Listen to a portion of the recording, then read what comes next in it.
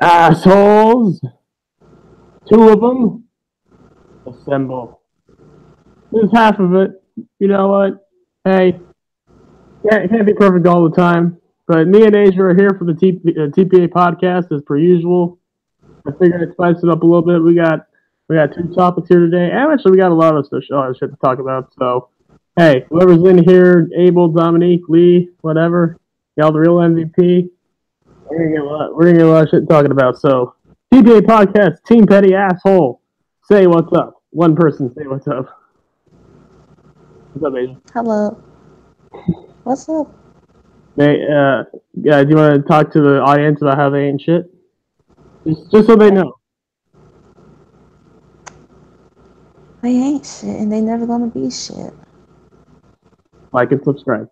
So we figured we're gonna talk about the usual stuff, but we're gonna save our big topic for the very end. But the beginning of this podcast is going to be very special for one TPA pettiest boss because she has been working her ass off on a longer than me, long fantasy booking for Bianca Belair being NXT Women's Champion, and it is amazing. And I figured it was worthy of the podcast because, my God, it was amazing. I mean, of course it was. I mean, it's Bianca Belair. She should be NXT Women's Champion right now, but you know, we gotta give it back to the MMA pony, other known as Shayna Baszler, because reasons. Because Ronda Rousey. Because we gotta do the four horsewomen thing, but she doesn't really need the belt.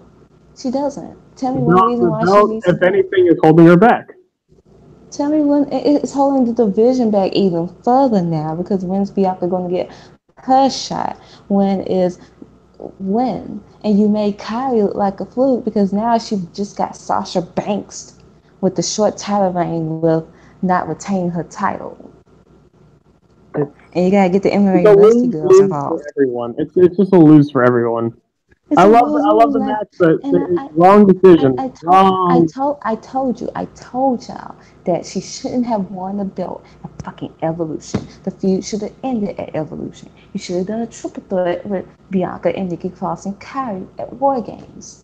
Now what is Bianca gonna do until she gets the title feud?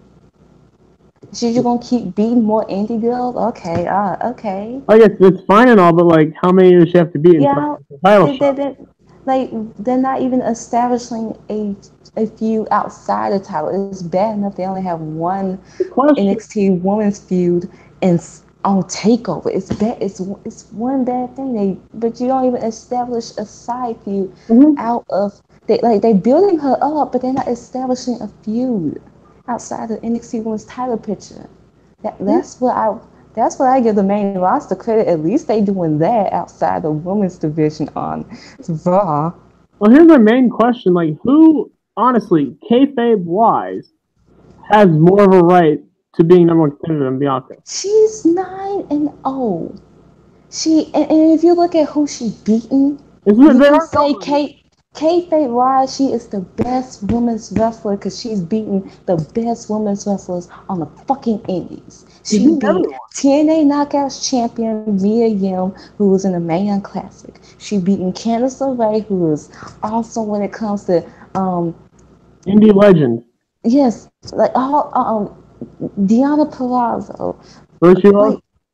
Yeah, the virtual, like, come on. So kayfabe wise, she is the best women's wrestler in NXT. Kayfabe wise, 9-0. But oh wait, we gotta give it to Io, or we gotta give it to Kyrie, or we gotta give it to Dakota, and we gotta give it to Shayna, and all. And I get it, we don't want to rush Bianca yet because she's not ready and all that stuff. But still, fucking hell. You don't want to rush her, yet you're giving her all these big matches where she's winning. And you don't want to rush her, but yet y'all rushed Alexa Bliss, and then y'all rushed all these other people that wasn't ready, like a Braun Strowman. The main roster probably wants to rush Lars Sullivan, but we'll talk about that later. Y'all don't want to rush Bianca Belair. Y'all want to rush Ricochet to the title. I get it, but at the same time, come on. She hasn't even have her own month. She hasn't even have a takeover, but yet y'all rush Shayna Baszler all the way to the fucking title. Yeah, it's because I get it, Shayna's good and all that, but y'all cannot say that her being a friend or being associated with Ronda Rousey did not play a part. Of course it does. Oh, but yeah, it's. I mean, it was even worse when she first got here with the Man Classic, where everyone was basically treating like she was nothing because she was Ronda Rousey's friend, which she's not. She's definitely better than Ronda. She's definitely better than Ronda. She's good and all, and I'll give her credit. She's good as a heel, but you cannot tell me she needs the belt right fucking now. And if I fear what I think is gonna happen from now to the fucking Takeover Rumble is that they're gonna do a 6-woman tag, and that's gonna be that, and the title won't be defended, and that's gonna devalue the NXT Women's title. I feel like ever since Asuka Amber feud ended, the NXT Women's title has been somewhat devalued. Ember was the only real threat to Asuka's title at that point. And I don't want to blame it on Shayna, but ever since it's like their company. I don't know. I just don't fucking know. This shit has been pissing me off, and I thought it was gonna be the whole thing with Io Shirai, but even then, no. This shit with Shayna is more infuriating with me. It's pissed me off. That's why I cannot clap when she won the belt. I couldn't. One second. I'm gonna let you talk about that while I pull up your fantasy booking so I can get ready to read about it. Because whenever I look at someone winning, I look at what's going to be the future. Who's going to take the belt off of Shayna now? It's going to be Dakota. Okay, then she's going to be a transitional champion to maybe Bianca. Is it going to be Io? Okay, she's going to hold the belt till maybe Bianca beats her, but I just don't fucking know. That's the point. You should have had Kyrie retain. And then, like, yeah, see, y'all don't see the problem I'm trying to tell y'all. Y'all don't build your division around one person, and Shayna does not need a fucking belt. You should have just called her up. She should have been called up like a few months ago, if we're being real. Does she need to be in NXT any longer? I think she's ready. Really? I think she's ready. Does she really? Bianca, she should stay in NXT. She should stay in NXT. Kyrie should stay in NXT. There's a lot of people that should stay in NXT. Let's be real. But Shayna does not need to stay in. And if you want to say, oh, well, this is their way to establish the MMA 4 horsewomen and the other two, I don't give a fuck about the other two. I really don't. They don't need to be here. Who are they? All y'all are coasting off of Ronda Rousey's name or coasting off of your husband's name, Marina Shafir, if that is your name. I don't care. I do not care for these other two. I'm sick of Shayna's booking at this fucking point, and I'm just waiting for Bianca to get her fucking moment because I'm tired of waiting for the black girl to finally get her fucking moment. I'm sick and tired. We gotta cater to the indie girls. We gotta cater to the MMA girls. But what about Bianca? And I mean, you ask what about Bianca, and then some people say it's NXT TV, and she's gonna lose, and then that's it. Some people like Ashton. You could say his name. I don't give a fuck. She deserves to be on TakeOver, but yet you're gonna give the belt to Io, right? When we haven't even established Io yet. She doesn't even have a match in NXT TV yet. Why should Io get the belt when she just lost in the Mae Young Classic? Kayfabe wise, Bianca has done more for the NXT title than Io Shirai. Besides, Bianca Belair is not botching her fucking moveset back-to-back weeks. So yeah, like, it's ridiculous. She should have the next TakeOver shot. Like, I mean, she should have been on TakeOver again. She should have been on fucking one more thing, we're gonna get to the booking. We're not discounting Io because Io is gonna have a big role in this booking. right, Asia? She will, but I'm sick of Shayna. I don't care for her. Becky Lynch burned it on Twitter. She is a fucking turkey to me. I love She's you. not. She's turkey without the seasoning. Oh, That's what she she's white is. people turkey? Yeah, she's white people White people turkey. turkey. They can't season chicken or turkey. What And can yet they? she They said she can't. was the dominant. She said she was the most dominating female in the NXT Women's. Oscar was a thing. What, Charlotte what, was a thing. what will happen first? White people starting to season stuff right, or them finding a culture? In order for white people to have a culture, they must start seasoning that shit in order to be doing that shit on their fucking It's own. essential. It's essential in your growth as a race, white people. You gotta start seasoning your chicken right. No one wants to eat dry ass chicken. But I'm done with Shayna. Bianca's gonna get her moment eventually once we get these MMA musty ponies out of the fucking division. I do not care for them. Get out. Y'all not the real four horsewomen. The only one that's the real four horsewoman is the one that has Flair name involved because Ric Flair endorsed them. Mm-hmm. Duh. But here is my Bianca. Asia, are you ready for me to get into it? Yes, yes, you can read it. All right, let me pull it up right now. I'm gonna scroll up the chat. Actually, no, I have a screenshot. Oh yeah. I could just send I it to you. screenshotting it with a payoff. I could just send it. I know I have it screenshotted. I literally have it on my phone, Why did you screenshot all of it? so I could read it. Like you sent it to me while I was at work, and I was like, okay, like I'll read it while I'm in the car. But while I'm in the car, there's no good Wi-Fi, so it was like, yeah. Look, I read the whole thing. It was awesome. Okay. So let's get into this, baby. Bianca Belair rise to the title and her eventual feud with EO Fantasy Booking. Here we go. Starting from the top. Bianca Belair has been a rising, shining star in NXT for the past year. Her athleticism, her confidence, charisma, and her character. A black female who knows her worth and refuses to apologize that she didn't come from the indie team. She's the roughest, toughest, baddest, strongest. You get it. It's Bianca Belair. She's amazing. She's the E.S.T of NXT. Speaking of indies, she's been running through these indie girls that NXT put in front of her. Deanna, Candice, Dakota, Mia. The best woman on the indies that Bianca beat.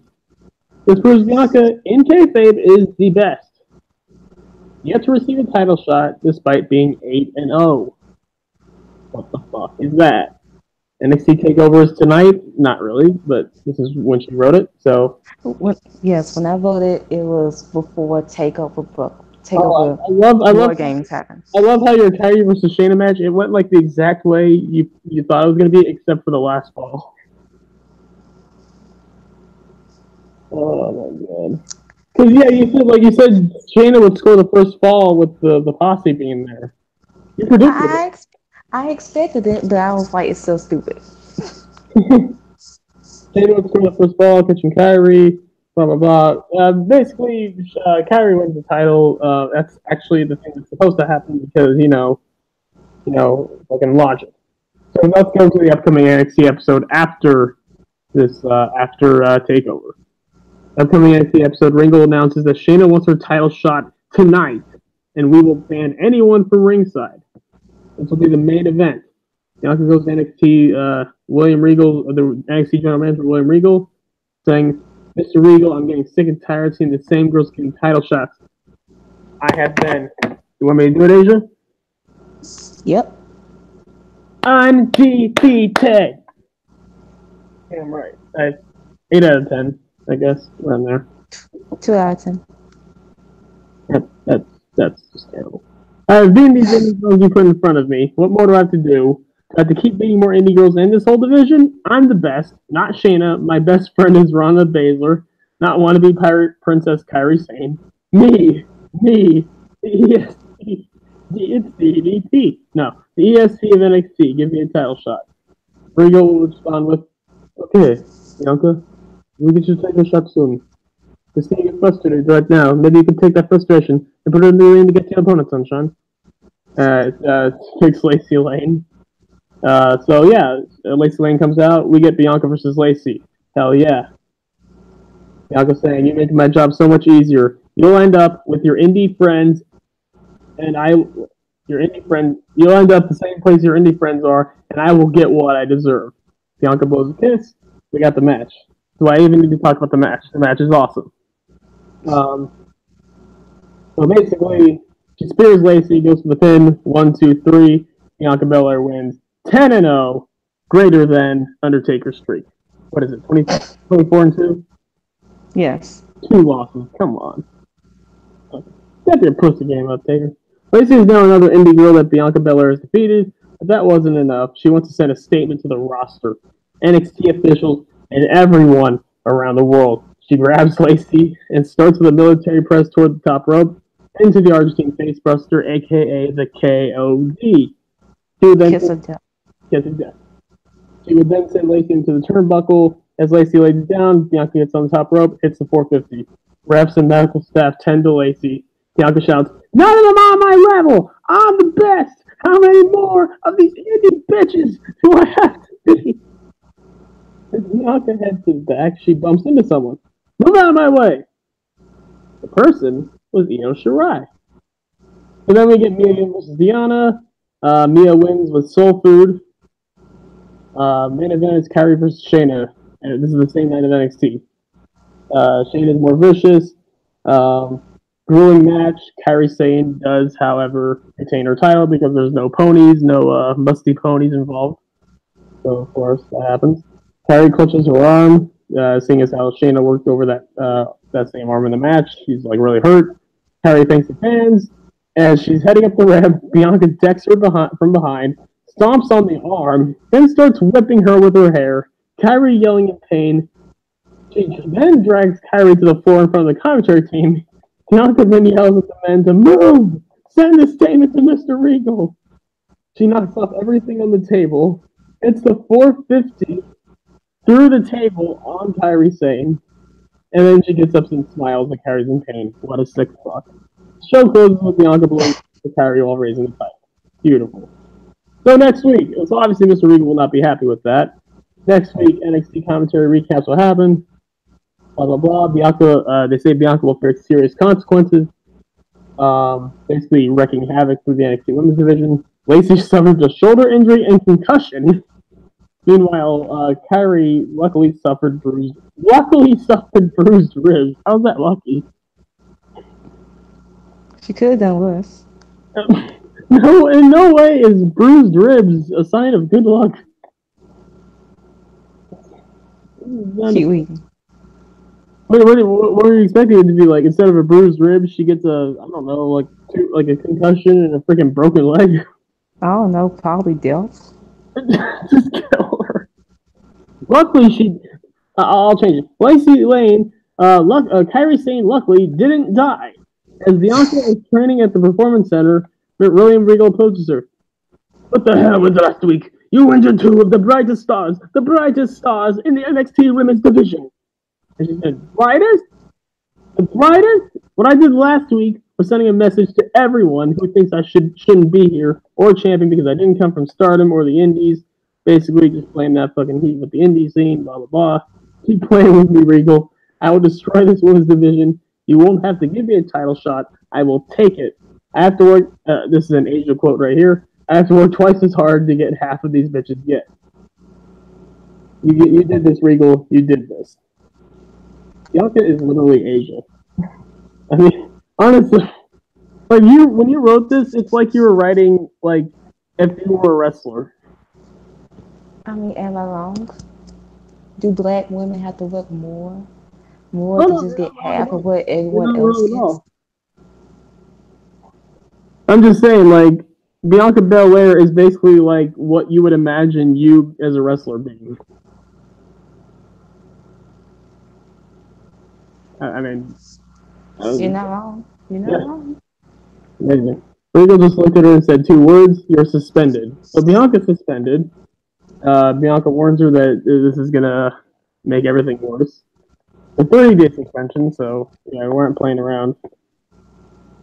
And then that's when William Regal announces the signing of Io Shirai. So Kairi Sane heals up and defends her title. She still wants revenge on Bianca, and even told Regal to unsuspend her. So Bianca's been unsuspended due to Kairi Sane because Kairi wants to fucking kill her. Let's see. Regal made the right decision. Another decision he has made is that NXT TakeOver Phoenix, Kairi Sane versus Io Shirai will be for the NXT Women's Championship. So we're getting our dream match. It's beautiful. Kairi and Io shake hands, get ready for TakeOver. Mia versus Diana will be a side feud, which, Asia, why do you want to do this to me? Because I don't want to just book one feud for just the title. You gotta do a side feud. I have my my second and third fave. What is that? You will sit there and you will cry and enjoy this. I'll cry. I will enjoy it, actually. It's Mia and Diana. I can't help it. Kairi and Io shake hands. They both hope to get a title opportunity. TakeOver comes around. Women's match starts the show. Kairi and Io shake hands as a sign of respect. They have the fucking match of the century. And as Io's about to go for the moonsault, guess who gets to ruin this match? As Io's going for the moonsault, someone pushes her off. It just happens to be Bianca Belair in street clothes. She is pissed. The hair whipping, loudmouth black bitch as Bianca Belair. Yes. Oh yeah, sorry. The returning of the hair whipping, loudmouth black bitch. Climbs on the apron, forearms Io. The ref rings the bell and deems it as disqualification. And then Bianca just beats down Kairi like crazy, just saying, "I'm taking that title." Io gets in the ring, takes down Bianca, but Bianca will get the upper hand. She gets the hair whip, and the rest is history. Hits her and Kairi with her hair whip.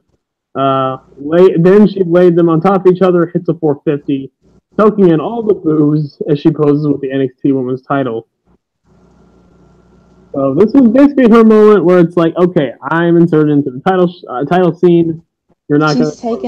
She's taking her title opportunity. This wasn't the Indies Darlings moment. This wasn't Women's Wrestling moment. This is her moment. She's taking it. She's not going to wait for everyone else to get a title shot before her. She's taking the title.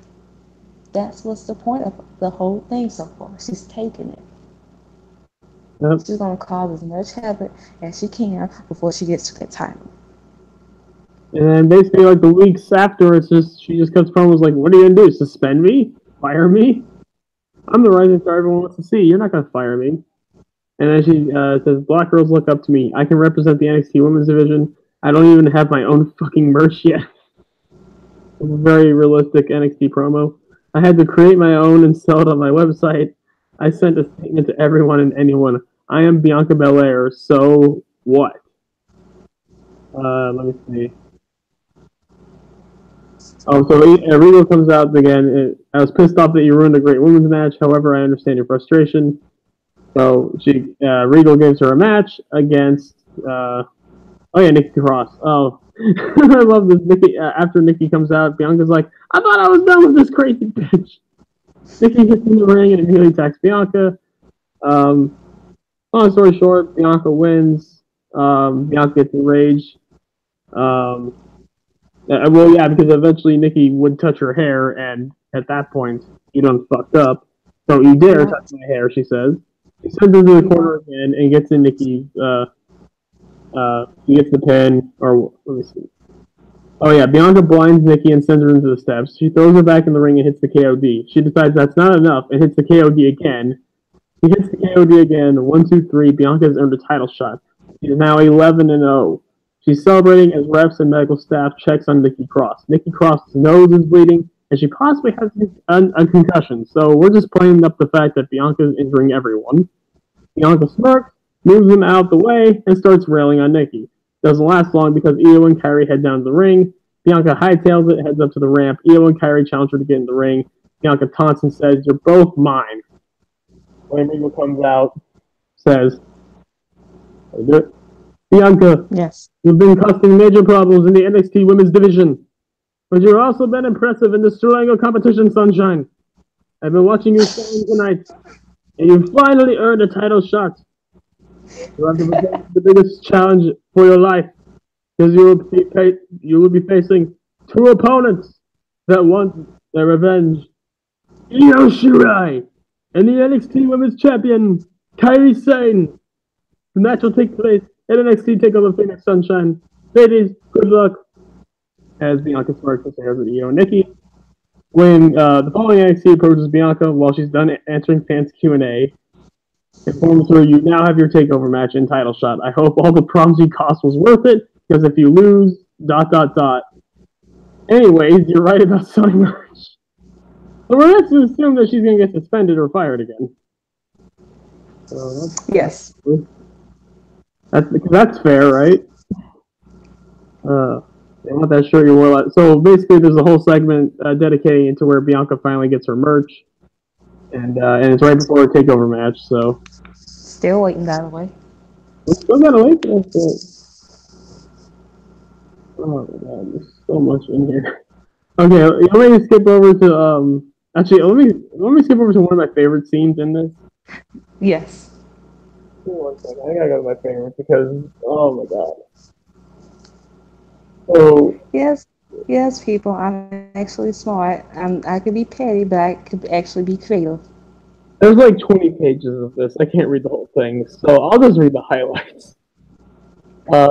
At one point, Bianca, I mean, you gave good reasoning for why she did, but it was Bianca against, I think it was Kairi and Io, right? And she had to pick a partner. It was Bianca, Aaliyah versus Kairi and Io, because Aaliyah, she hasn't been in a feud. She's been underappreciated, like, and like she doesn't have any friends like Bianca, because she's been attacking everyone left and right and just been a plain bitch.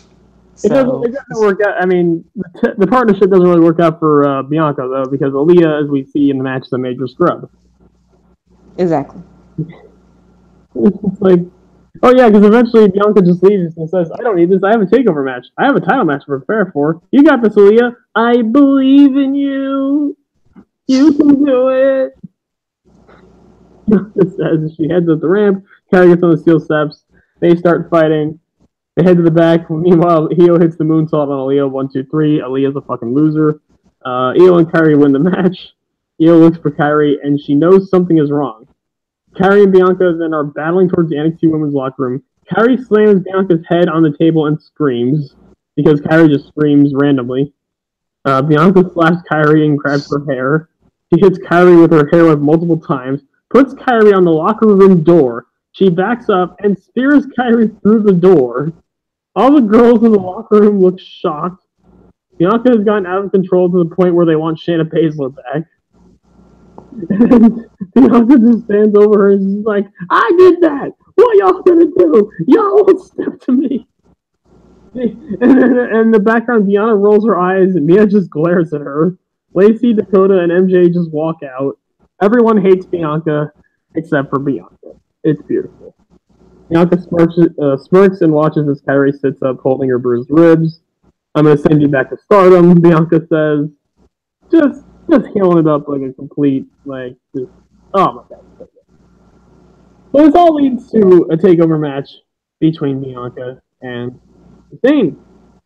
And they're showing training for Bianca. She's deadlifting 450 pounds. Finishing the 10-yard reverse ground start sprint in 2.25 seconds, which is ridiculous.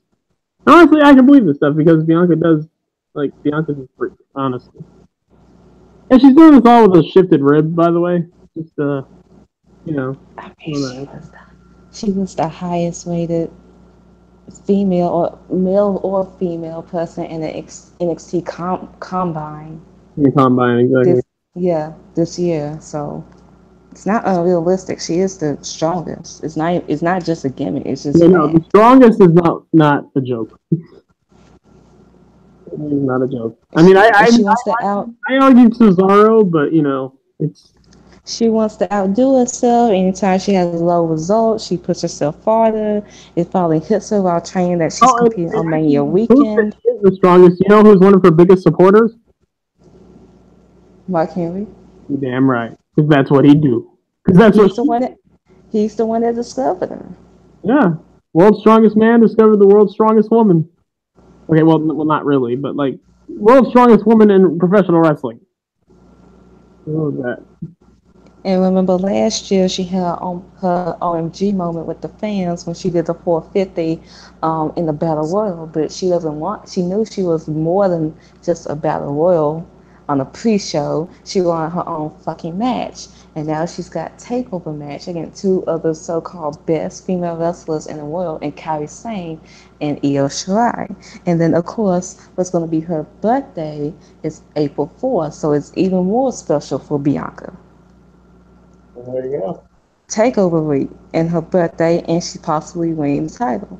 So then she has an interview with Kathy Kelly that night, and she said, "Did you see what I did last week, or this past few weeks, or what I did on the show, or have you been taking notice? I am taking over. This won't be NXT. This will be E.S.T, as in I run the show. I am Bianca Belair, and I am undefeated." Now ask me a stupid question. How do you feel about? I don't care what you want to know. You will see. Do you want me to have you just read the rest? You will see this Sunday. She couldn't finish her sentence because Io and Kairi attacked her from behind. They brawled up until Bianca shoves Io into Kairi. I'll save y'all this beating this Sunday. I'm done. Takeover Mania has come around. Everything was Bianca getting here. It was the biggest match of her life, and it's time to shut her critics up. Time to finally prove she belongs here. Time to finally prove that she's not all hype and she's the best this company has ever seen. She has a family coming out to see her. She heads to the ring in her new gold and white gear. And whenever I have pictures of Jill stuff, like the the picture of Bianca in white and gold gear, I just had to search that through YouTube, like the 2K19. Like I just put everything, and I did a lot of research for this, but yeah. Gold and white symbolizing her being a shining bright star. It's also a tribute to her husband, Montez Ford, because you see him in gold and white gear sometimes in the Street Profits. She demanded Ringo for a big entrance, so she got power and she got wrestle flow to wrap her theme song. After she gets in the ring, and she enjoys the sound of takeover fans, huge E.S.T chants, and even some boos. Then comes Io, and then Bianca rolls her eyes. Io has something to prove because she didn't win the Mania Classic despite having spectacular matches. And here comes the Dark Horse and Kairi Sane. She has her ribs taped up, but she wants to defend her title and then beat that arrogant, entitled girl who's disrespecting everyone. The match starts and Bianca immediately gets out the ring. She does jumping jacks and pull-ups. Io and Kairi just stares at her and tells her to get back in the ring. "Y'all can fight. Y'all can go," she says. She wants them to weaken each other so she can capitalize. Io shrugs and they tie up. As Io and Kairi wrestle, Bianca studies them both. She couldn't find a weakness with Io while watching her stardom tapes. She was fast-paced, strikes hard, and she wrestles with any style to her opponents. She is a superb striker and can perform incredible jaw-drawing aerial maneuvers and shift and gifted technical wrestler. She has to outsmart Io in some form. She shake out her thoughts and see the crowds praising and awe over Io and Kairi. Io has Kairi ready for the 619. As Io about to go to the other side of the ring to hit the 619 though, Bianca gets in the ring, forearms her out the ring. Okay. And she goes and attacks Kairi. Oh, let me get back to that. Yeah, let's see. Yeah. She goes and power slams Kairi down. She then does a squatting suplex, the running moon, split-legged body slam, and a standing moonsault to Kairi. What's wowing the crowd even more is when she hits the standing shooting star press. Her husband Montez encouraged her to use the move tonight. She then puts Kairi. And hey, I know she hasn't done it yet, but we all know she can do it. Come on. She can. It's not out of the ordinary. She probably can do a moonsault off the top rope. I would say maybe she could do a 630, but I don't know about that. She then puts Kairi in a ground swinging full Nelson and gets aggressive with it. She smirks as she knows she got this in the bag. Kairi screams in pain, but the crowd is trying to rally behind her. Kyrie reverses and goes crazy. She hits the hard hitting strikes. Then she then sends Bianca in the corner, hits a sliding D. Kyrie tries to get Bianca up, and then Bianca slides out the ring. She tries to run away, but Io is right behind her. Look, we can talk this out, guys, right? Ready? Kyrie is ready to strike, but Bianca ducks. Kyrie decks Io, and Bianca smirks. She swings Kyrie to the steps and put her in the ring.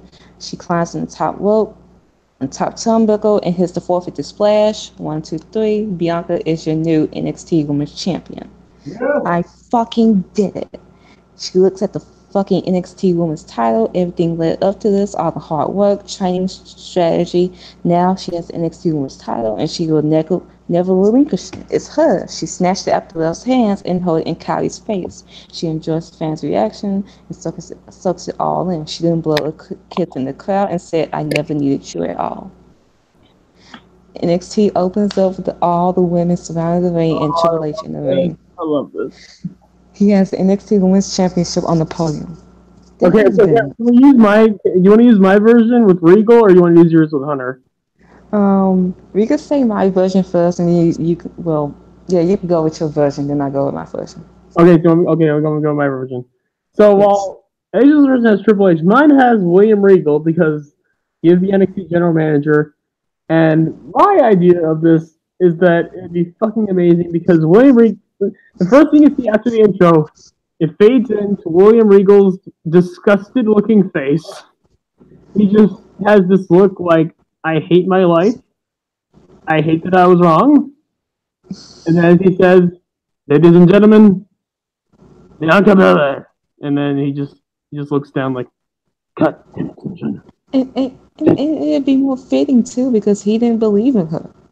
He wanted to play up for everyone else, for Kyrie and Shayna and the Io and all these other girls, but he didn't want to give Bianca the time of day. And Bianca is not gonna let him. He's not gonna let him get away with this easily. When she comes out, cuts her promo. Honestly, the first thing I'd have her do is just fucking antagonize Regal. And just have Regal have that look like his eyes are closed. He's just thinking, "My God, if this was the Attitude Era, I'd fucking hit you in the face. Oh God, I want to hit you in the face." Just have Regal be so pissed. He's looking like just Bianca triggering a strong black woman triggering white dudes. It's beautiful. It's beautiful. So beautiful. But yeah, that's my version. Read your version. So you have Triple H in the ring. He says, "There has been a rising star in NXT for a little while. We first saw it in the Mae Young Classic as a breakout star, and she had her second and third match in the Mae Young Classic. Her athletic ability showed for those two matches, and the crazy thing is she just started wrestling. She signed to WWE in 2016 as Bianca Belair. Track star, CrossFit Scarlet, and now your new NXT Women's Champion. The fastest, the roughest, the baddest, the toughest." As Asia, all she asked for was one shot and her third candle. All she asked was for one shot, and her delivering was an understatement. And all she is undefeated. So let's bring out the lady. Hillwood crackles and Bianca music plays. Bianca. Triple H says lady, and Lacey's like, "Hold up, Hunter." And Triple H is like, "Shut up." Lacey, we don't acknowledge Lacey in this booking. She's not the. Well, I think you have her losing to someone. I think you have her losing. Yes, because Lacey Evans sucks ass. Lacey Evans sucks. Not even good ass. She just recently on her Instagram feed posted culture appropriating stuff. She never ceases to amaze us with her just being absolutely terrible. So Bianca with her hair down and fancy clothes. If you hate Lacey in the chat, 3 clap emojis. I'm gonna do this random thing now. If you like Lacey Evans, just go ahead and block me because I'm sorry. If you hate Lacey Evans. If you like Lacey Evans, I'm blocking you. If you like Lacey Evans, don't ever talk to me again. And don't make that because Lacey Evans can't cook. Have you seen her pictures of her food? I don't want to, but as She doesn't. Bianca's heading I to don't the think. ring I don't think she seasons her chicken. But anyway, goes on. Go on. with her hair down, you see Deanna rolling her eyes. Io just stares at her. Mia playing on her Mia's phone. on her Even phone. Mia's called. and the cup. Have Mia just like tweet out random like shady stuff like yeah. And And the cup. have it sync up, like have it sync up with how it is on TV. Just fucking great. And then the color just mocking Bianca, and Kylie is just there, motionless. I They got a couldn't. question. If Mia Yim is tweeting on her phone during this, what would she tweet? She between the Keith Lee. Oh, I was thinking like, what kind of snarky comment would she make about Bianca?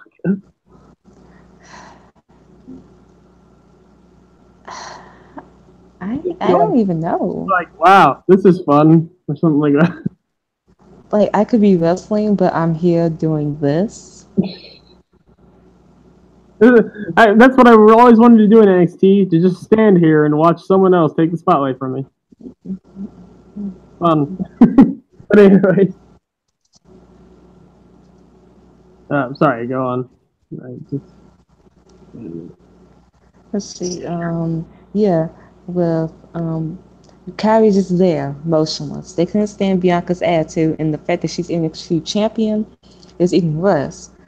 Her ego is going to get bigger as Bianca climbs in the ring. She hugs Triple H and says, "Now you believe in me, but I did. None of you wanted me to succeed. Seeing a successful black woman winning makes y'all scared and insecure, especially one that knows her worth. I knew mine, so I didn't back down because y'all cheer for these indie girls. I fought harder. I trained harder. I told y'all. I told all of you. I'm better than y'all. I beat every girl this company put in front of me so far. Me, Nikki Cross, Dakota, Deanna, Lacey Lane, Candice LeRae, Kyrie Sane, and even Io Shirai. There's more, but I can't remember all these mediocre girls' names.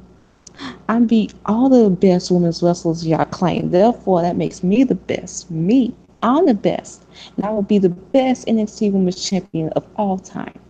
She drops the mic and then stares at the NXT Women's Division. She goes to Kyrie and says, "Go back to Stardom. That's the only way you can succeed." Kyrie tries to get in the ring, but Deanna, Mia, and Dakota holds her back. Kyrie is angrily screaming, and the girls are taking her to the back. Bianca is laughing up a storm until someone gets in the ring right behind her. She turns around to see a smiling Io. "You didn't beat me." Bianca just scoffs and walks away. Regal puts in place Kyrie Oliva answers to rest for her rematch so she's ready. In the meantime, he scheduled 2 matches. These 2 matches consist of opponents Bianca beaten recently. Whoever wins these matches will face off next week to see who is Bianca's contender. The first match is Deanna vs. Mia Yim. The second match is Dakota, Lacey Lane, and Io Shirai. Still, she didn't pin Io. She just happened to beat her in the match. First match ends with Mia hitting Soul Food from the top rope. Mia is celebrating, but Bianca just gets in the ring and just holds the title. Second, you have next week, cameraman and medical staff rush the scene. They rush to see Io clutching her leg. She said her leg is in serious pain. She was attacked by someone. Who was it? Was it Bianca? Was it one of her opponents, Dakota or Lacey Lane? Was it one of the musty ponies? I mean, it could have been Shayna. You never know. Williams said he will investigate, but to protect Io, he would have to take her out of the match. So therefore, he announces Dakota versus Lacey Lane will be the main event. As it's happening, see Bianca in the background smoking. This is like the Aleister Black thing. It could be anyone. It could be anyone. Everyone had a motive.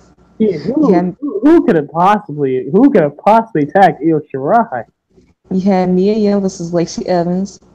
Mia Yim wins because fuck Lacey Evans. She's coming for the NXT Women's title and Bianca. The main event, you have Bianca comes out and she's sitting on commentary.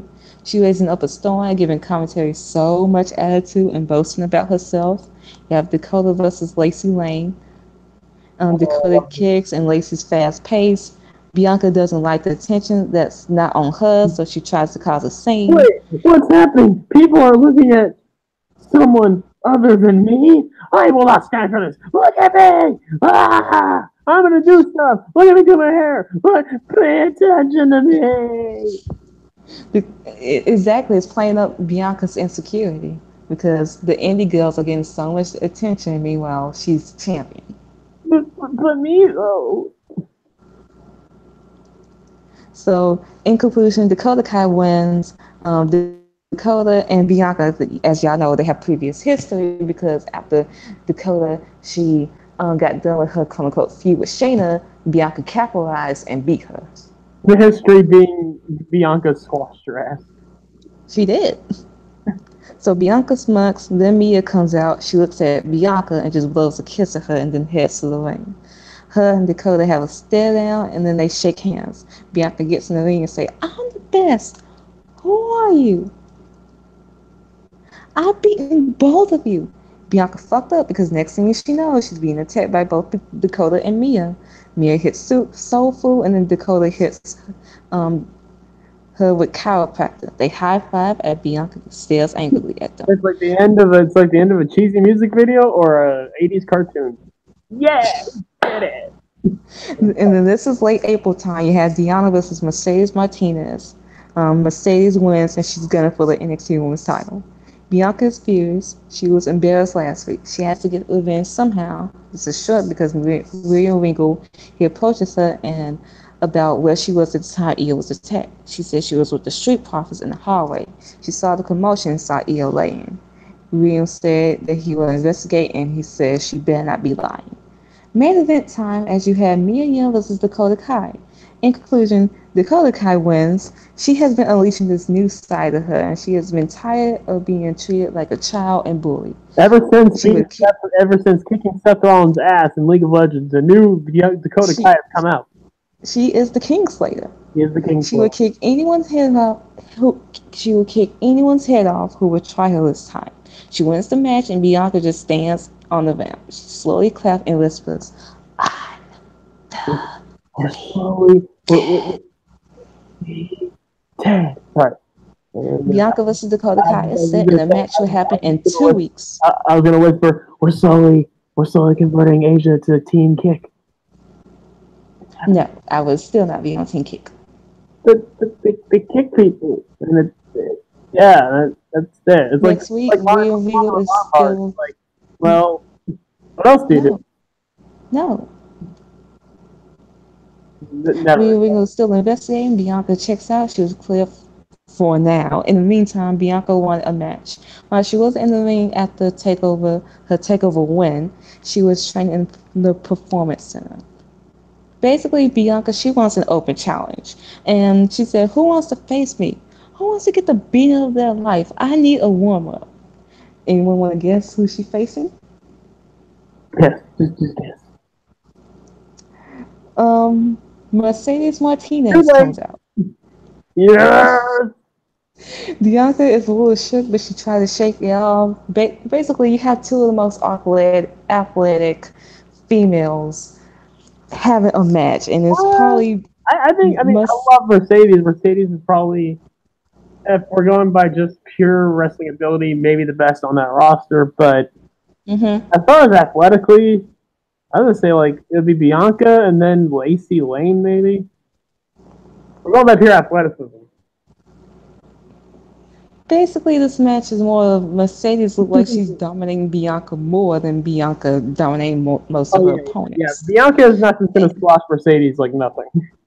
Yeah, and then it takes Bianca, she has to, because she's threatened by the fact that she might lose, she rakes Mercedes in the eyes and rolls her up for the pin. Bianca wins, she goes celebrating, just like she just won a title again and skips up the ring. Basically like Kurt Angle 2000. Basically like Kurt Angle 2000. I did it! I won a match! Woo! As she's saying, "I'm undefeated," Mercedes is pissed. Then you see Dakota behind her. She blasts Bianca. They brought up the route, and then I got one more for you. That face that Rollins made after like Randy Orton got disqualified and Seth Rollins retained his title, and he had that face outside the ring. That's the face Bianca made. And then she sends Bianca in the ring. Mercedes hit the Fisherman Buster on Bianca, and then she knocks the Dakota, basically giving her a stamp of approval to, beat this bitch. Next week, you have William. He's still conducting his investigation. He's reviewing the tapes. The person had all black and covered their face. He puts Lacey Lane, Deanna, and Lacey Evans in the match. Deanna taps out Lacey Evans. Yes, we're driving out Lacey Evans in this booking. It's so good. You have the main event. Bianca was frustrated. She can't let what happened last week happen tonight. If she cheats again, that means she has the division. Looking at her like she's sweating, like she's cracking as NXT Women's Champion. So she must keep it together. She's been training all week up in her game. Dakota has been going like as a crazier style as of late. So this is an opportunity to finally kick Bianca's head off.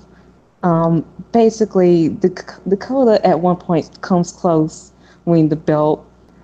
They have a Bianca match. It's one of those like matches. Dakota gets a standing ovation. Like Bianca, she barely kicks out. Dakota thought she had it. Dakota goes to the chiropractor again, but Bianca just puts her in the military press and just hits KOD. Bianca, she beats her. But proves she's a better woman, but barely. Yeah, she survived. She didn't beat Dakota, but she survived Dakota. Dakota gained more respect from a lot of fans, and Then Maytime. Kairi Sane, she's back. Kairi's back, and she's coming back for her treasure. Remember Dooku or Deku? She was originally. God damn it. That's her now. Yeah. She's not all pirate. She's not all smiling. She's wanting. Yes, she's wanting to kick ass. She's all healed up. She wants her title. She wants her revenge, and she wants to destroy Bianca. She's seen what Bianca has been doing while she's been away, and she's fucking sick of it. So at NXT TakeOver Chicago, Bianca Belair will defend her NXT Women's Championship against Kairi Sane, and Kairi requested one stipulation: no count out, no disqualification, falls count anywhere. So you get the TakeOver, and then they have their match. Bianca's controlling early, but Kairi, she's just losing it. She's giving Bianca like all the fight. So you have Bianca, she takes a chair and hits Kairi in the ribs. She places her chair on Kairi's like ribs, and then she hits a 450 on Kairi with the chair on top of her. She puts the chair on the side and goes to the pin. Kairi kicks out. Kairi reaches for the kendo stick and hits Bianca with it multiple times. Which, by the way, if you don't pay attention to Bianca's selling, like whenever she takes a move, pay attention to it. She's a good seller, for what I've seen. Yeah, and her reactions after kickouts are also great. It's good. It's for a person that's only been here for 2 years, and she already know how to sell. Unlike some of y'all mediocre faves, y'all like to hype up. Yeah, go on. I'm gonna throw shade to Billy Kay, by the way, when I get to her. Okay. So, and then you have Kairi. She's going ruthless. She wants Bianca to pay for costing her happiness, to destroying her life, everything. She hits her, and Bianca just runs in the ring. Just as Kairi gets in the ring, Bianca just forearms her. She gets the steel steps from outside and hits the KOD with Kairi hitting the steel steps on top. 1, 2, 3. Bianca retains the NXT Women's title. Kairi gave her a fight of her life, and then as Bianca grabs a chair and grabs her title and is about to leave, she turns back and beats up Kairi. This is until a returning Io Shirai makes the save. She beats down Kairi. She beats down Bianca, but Bianca gets out the ring. She gets on the mic and reveals that it was Bianca who attacked her. She says Bianca is scared of being second best, and that's why she attacked Io. Bianca just used her husband to cover for her, and she said at NXT, she said that she spoke to Regal as the TakeOver as the main event. She will face Bianca for the NXT Women's title in an I Quit match. Can I make one random comment since I just found something about my Becky video real quick and then you can go on? Yeah. Battle Rep is dead. Trey commented on my Becky compilation promo vid. It said, "What's the hype? I don't see it." Gee, probably what your girlfriend says after your second date. So anyway, you going to hell. You are going to jail. fine, block the T. I don't fucking care. Fuck that. So you have Bianca and Bianca and Io. They're training for this match. You know, they're studying each other. It's hyped as E.S.T versus the greatest female wrestler of all time. Bianca's plan to prove that she is the greatest female wrestler of all time. Bianca even had open. But like Tommaso Ciampa, is she the greatest sports entertainer of all? I mean, I'm just saying. she even holding open challenges for girls like Mia Yim, Diana, Mercedes Martinez, because they have history too, but she's beating them. But is that enough for her to beat Io Shirai? At this point, she's 18-0. And I even inserted a clip from Twitter of Io and Bianca, like they had a match on a live event, and I was like, I need to see this match, and I just have a clip in here. So I wanted to see the whole match, but I just saw a snippet, and I'm like, okay, I'll just put it in here. So you get to NXT Takeover New York. This is like SummerSlam time. So you have Io Shirai and Bianca Belair as the main event, and it's an I Quit match. You have Sasha, Bayley, Becky, Ember, Kyrie. Hell, you even going to have Charlotte and Stephanie there for the hell of it, because they're making history. History, yeah. They're making history, guys. So we're making history here at Takeover. I should have put that whoever wins the E.S.T. And she's trying to be all cool about it. And Bianca's theme plays and Stephanie's dancing. Imagine Stephanie just dancing to Bianca's thing. She's trying to get jiggy with it. She's trying to get jiggy with Bianca's theme song, and Bianca just has this look on her face like.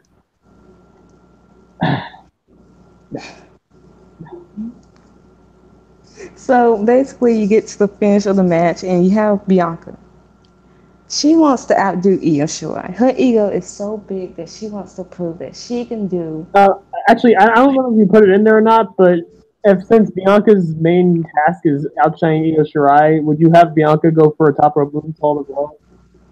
That was the point. That's what I said. She wants to do a top rope moonsault, and she goes to the turnbuckle. She goes flying, but Io, she moves, and Bianca crashes. Bianca Belair, in a way, defeats herself. Yeah, because her ego is so big that she wants to prove that she is the best and that she is the greatest, and she wants to beat Io even at her own game. But she goes crashing, and honestly, it's the same way Velveteen lost to Ricochet, because you remember Velveteen's mantra for that match: anything that you can do, the dream, I can do better. Yeah. So as she goes crashing, and then Io. You know Bianca's braid, right? The braid that she used to hit her opponents. Well, she takes her braid, and then as she puts on the crossface, she hooks the braid around Bianca's face and just pulls it. So she's using Bianca's braid against her. So Bianca's fighting, but she tries to get to the ropes.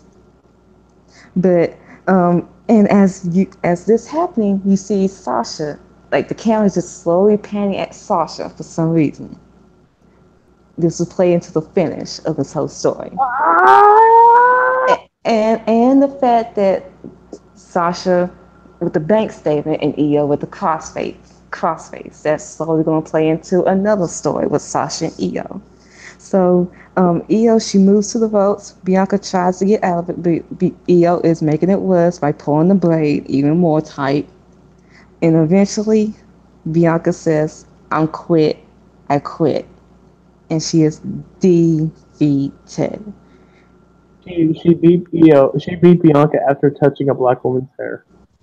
That's just. Io submitted her. Io Shirai is the new NXT Women's Champion. The entire women's division comes out and roots for her. Io just can't stop, because you know how Io, she just can't stop smiling, and it's just like a creepy smile, but it's fucking like she's just happy to be there. Yeah, when Io's all happy, that's the thing. It's not even an evil smile. She legitimately is happy hurting other people. It's like, oh my god, I'm so excited. I'm going to have my first match here, and I'm torturing this poor woman. Hey! So as that's happening, Bianca, she's just defeated. She just feel like she disappointed herself. She disappointed everyone. Again takes a selfie with Bianca's wounded. Look, she takes a selfie while Bianca is just like, no life for me. And as this happening until you see Sasha Banks, she pulls her up and basically gives her some pep talk. And she says, "You did amazing. Don't let this loss hurt you. You'll learn from it. You're still the E.S.T because you main event a takeover. Hell, one day you'll main event a pay-per-view. One day you might even." And then Bianca, she smirks and just said, "I never needed you at all."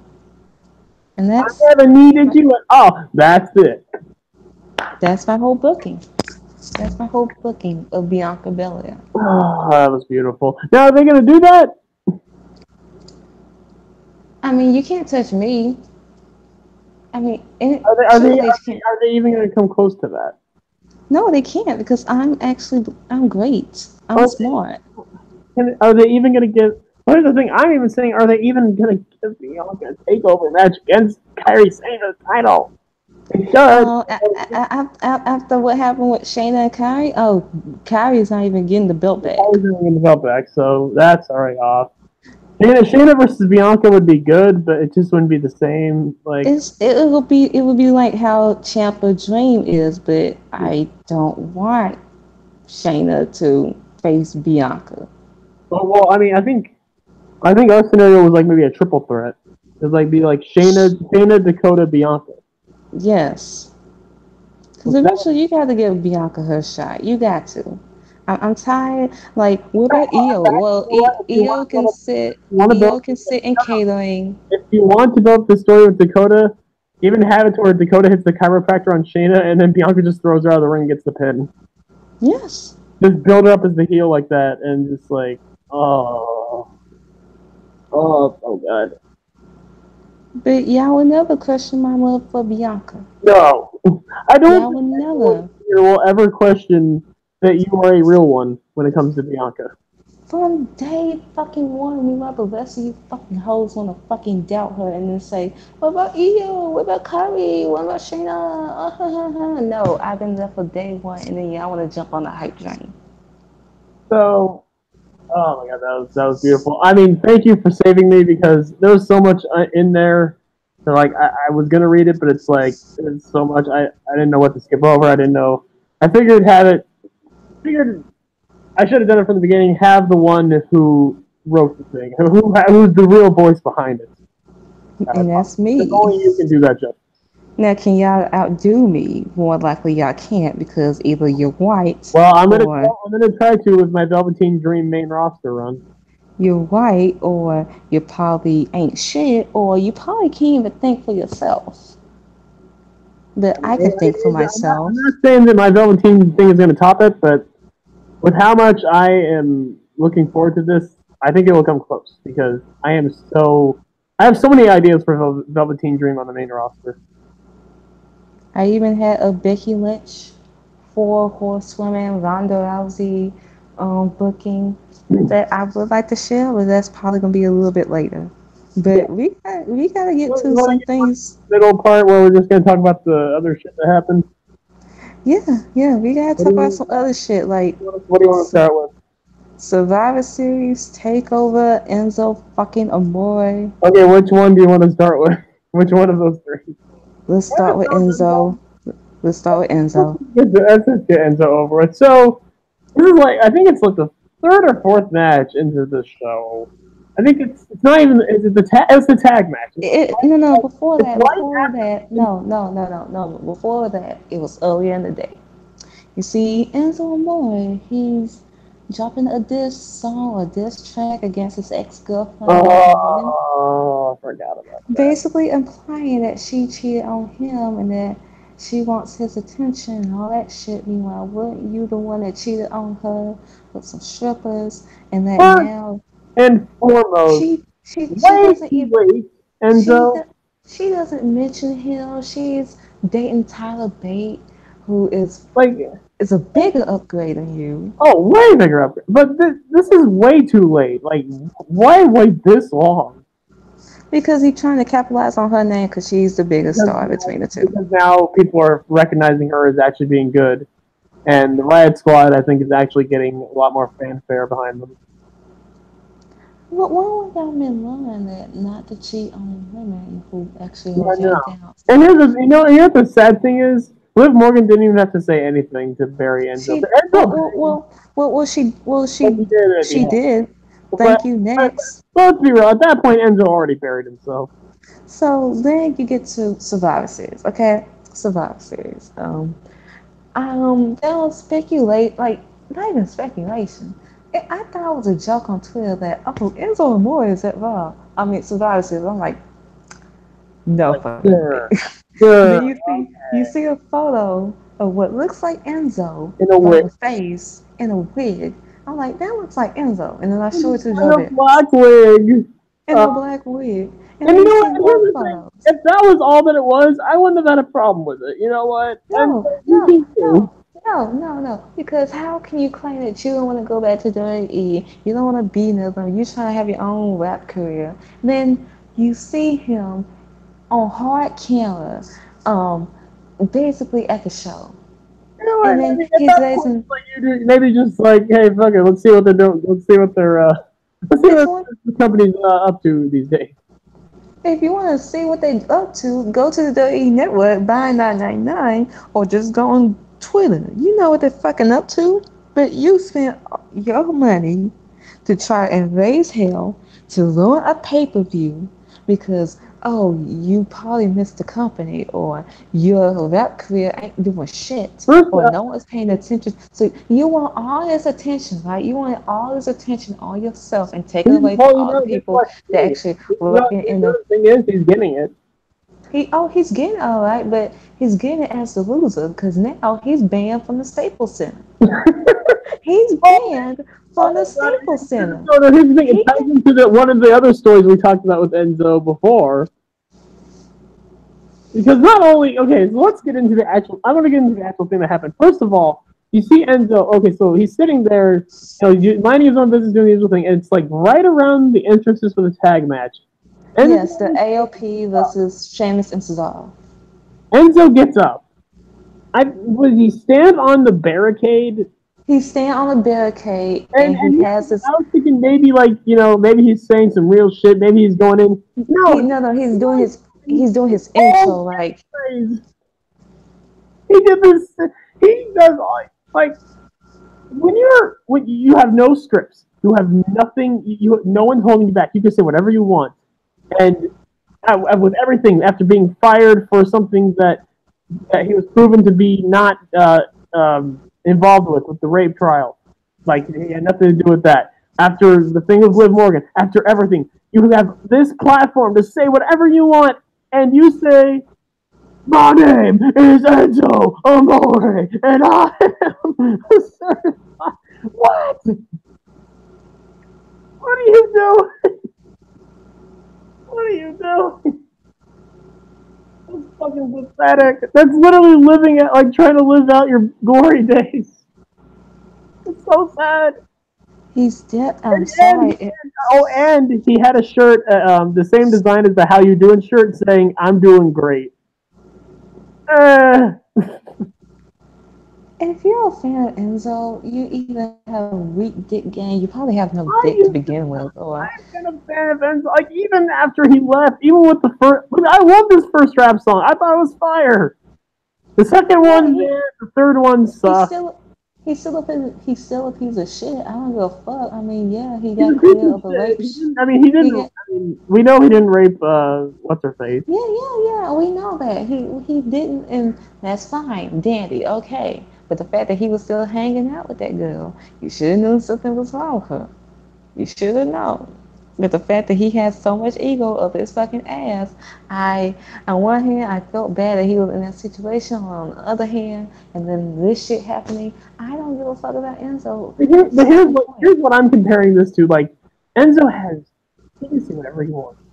He is free. He is the shackles of WWE are off him. This is the equivalent of when they told CM Punk on June 27th to go out and air your grievances.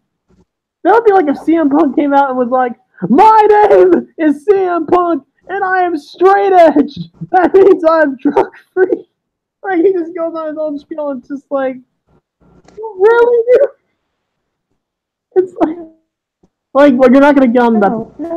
Talk about anything else. Just dude, You wanna know what this was? Every WWE superstar feud, and then all that hype starts to die down as soon as they don't do anything with it. Oh, but we didn't even talk about the best part because he does all this. He's standing up, he's doing a stupid catchphrase, and right after he says, "And you can't teach that," this fucking security guard, this lady security guard, comes around, spare, spare, spare. It's the same security guard, by the way, that was remember the whole Gronk thing at WrestleMania with Mojo Valley, and you had Jinder Mahal in the ring, and you see Gronk. He's trying to get over the barricade, and that lady, she's just like, no, no, no, no, no, no. It's that lady. This is that lady. She basically kept Gronk in his place. She kept a freaking wide receiver in his place, who's huge by the way, and she tackled Enzo Amore to the ground, and I think Enzo actually got hurt. Honestly, with Enzo's history, I was like, oh god, Enzo might have a concussion. Like, oh no. But yeah. So yeah, like it was the funniest thing I've ever seen. Like he's doing this thing, it's like, my name is Enzo Amore, and he can't teach that. And now he's banned from the Staples Center. Now he's the biggest joke in the wrestling wrestling right now. That says the accusations weren't why he got fired, and honestly that is true, but they released him right after the trial came. I know it's because like him being an unprofessional dick. I know it was him like with the butt incident, with all this. They wanted a reason to fire him. Yeah, they wanted a reason to fire him, but he kept giving them reasons to begin with. They got rid of him because they didn't want that PR. They didn't want that PR. Yeah, wouldn't you be associated with someone that possibly could be potentially known as a fucking rapist? Wouldn't you? I mean, this is the same company that wants Hulk Hogan back, so I mean, I don't really. True, but I'm just saying, with the whole Me Too movement going on, would you want to be associated with someone that could be potentially known as a fucking rapist? No, but I wouldn't fire him. I would like take him off. I would definitely take him off TV because the heat he would get on or whatever. Like I would wait to see what happens. But the fact is, Enzo told them. I'm sorry, I just don't feel bad for Enzo Amore. Like he got cleared, yes, fine, okay, but he's still a dick. But regardless what he did with the whole rape, with him hanging out with that girl, he is still a fucking dick. And yeah, as Javert mentioned, you saw how they did Rich Swann dirty. Oh yeah, definitely. That's the thing. Like with the whole the Enzo thing, Rich Swann, we always know he was a good guy. We just never saw the footage of what allegedly happened between him and Su Yung. They were just arguing. A fucking thing normal couples do, right? Right? With this whole Enzo thing, he was a dick. He was being on everyone's fucking nerves. They wanted a reason to fire him. And then what do you get? We never saw what was the fucking proof of what the girl said. She was fucking lying out her fucking teeth. Him and Su Yung would be classified as like domestic abuse or like anything like that. We would be in jail. Every couple fight. It's like this is how it is. Now, so it's like, so you can't really come on now. So like, so he's still in the good graces. Like they shouldn't have fired him to begin with. How great the guy Rich Swann is. Like they were like you knew him from the fucking it was like forgot. I know John used to go to indie shows like a local New Jersey show. I forgot what it was called, but like Rich Swann, Luke Harper, all like a few guys that were there. Something like that. Maybe someone will remember. But yeah, and so he's done. Enzo's done. Oh, because no, we forgot to mention another thing. This is also the second time because not only did he get kicked out for invading for doing that for causing a scene, he also got taken out because this dude decided, you know what? I don't care if I just got kicked off of an airplane for vaping. I'm just gonna take this vape pen out and start vaping in the Staples Center. You fucking moron! What is Enzo is a? I mean, I don't want to say he's addicted to it, but damn, this dude can't stop vaping. But yeah, if you want to look to someone, do not look up to fucking Enzo Amore. He is, a dick is an understatement at Is this he fucking worse point. than Big Cat? That's the question. Big Cass, he's trying to learn from his mistake. He seemed humble from the interview with Booker T that he did a couple weeks ago. I haven't seen it yet, so maybe. Basically, he admitted what he did wrong, why he got released, all the things that he wants to grow from that, and he's trying to learn better. He's trying to work his way back up to maybe one day he can get back in I hope he WWE. does it. And I hope the best friends though too, because he is legitimately talented as a sports entertainer. But we'll just have to see. We'll have to see, man. Yeah, we have to see, but yeah, that's Enzo Amore. Don't beat him, guys. Do better. Get better faves. But can we get to NXT Takeover? Oh yes. I watched it. First of all, what's up? I watched it this morning, and good God, it was still I good. watched it twice. I'm gonna let you have the women's match, but before that, we gotta talk about Rose City. No. Because originally it was supposed to be 4 matches, right? 4 matches. NXT Women's match, War Games, NXT title match, and then maybe the shortest card for NXT ever. And then you see Matt Riddle open the show. And you're like, what? Bro, wait, what? What's going on? Oh yeah, bro. And then he said that he's like, you know what? Why not? Hey, Matt Riddle's out here. He said he wanted to face Cassius, right? And then you see Cassius out, and Jarvis, you could co-sign with me on this. I said, this about to be a squash, right? Oh, it's so as the bell rings. Speaking of Matt Riddle, I have to change my 19 again. I was like, this is about to be a fucking squash. And then it turned out to be a fucking squash. It was like, what, 10 seconds, if not 5? Oh, beautiful. Cassius Ohno, and here's the thing, I don't, like, they didn't even call him up the next 2 nights later, so I don't know what they're doing with Cassius. I didn't think they would call him up. He's the gatekeeper NXT. Honestly, I wouldn't be surprised if Cassius stays in NXT, like, I don't know. Because here's another thing, I love Cassius Ohno. Chris Hero is the man. He is the fucking man, but what do you really do with him other than pair him with Cesaro at this point? You make all the indie people who come in look good.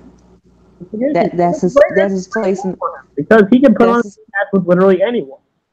That's his place in the company right now. He can put on a great match with a goddamn broom and a bar of soap. Like, he's just incredible. He's a ring vet. He's a student of the game. He's like amazing. So yeah, Matt Riddle, he pretty much come in and squashes Cassius Ohno. That happened. It happened. And where does Matt Riddle go from here, guys? Who might he feud with? Just to infinity and beyond. To just stardom, to greatness, to where the fuck is Keith Lee? I want him on the next goddamn takeover. He might be at the recent yes. Destroy Lars Sullivan. Destroy that L. God, I can't wait for Keith to destroy Lars. Beautiful. To go from that. So yes, go on. To go from that match to the match that frustrated me the most on this card. And it shouldn't have, but it did because it is the NXT Women's title match. I'll just let you have this. I thought the match was great. Ending was great, other than the result because the result was stupid. That's basically my thing. I'm gonna let you go, Asia. You have a champion, Shayna Baszler, who won the belt back from Kyrie at Evolution, despite the fact that we all know this feud should have ended at Evolution. It should have. This. And you have her with her, no, she didn't even come out with the MMA ponies. It was just, she came out on her own. Had Kyrie, they come out. They wrestled for like the first few minutes, and basically Kyrie had Shayna beat for the first fall, but then you had the MMA ponies, they come out, and then, yeah, Shayna wins the first fall with the MMA ponies. I repeat, Shayna wins the first fall with the MMA ponies. So I'm supposed to take Shayna seriously now as the most dominant heel, as the heel that was doing shit on her own, that was beating Ember clean for the belt, that was beating Dakota clean, like basically wreaking havoc, and now she needs the MMA ponies for the first fall. So much for, it's like her character went backwards. It went backwards in this match. But then Kyrie, she fights the MMA ponies off. She gets the second fall, and then you get to the third fall in which you see Io, Dakota, they come in, they make the save, they find out the ponies. You have Kyrie, she comes down, but while she's doing the elbow drop, basically Shayna, she turns it into a pinning combination, and she retains the title 2-1. Shayna retains.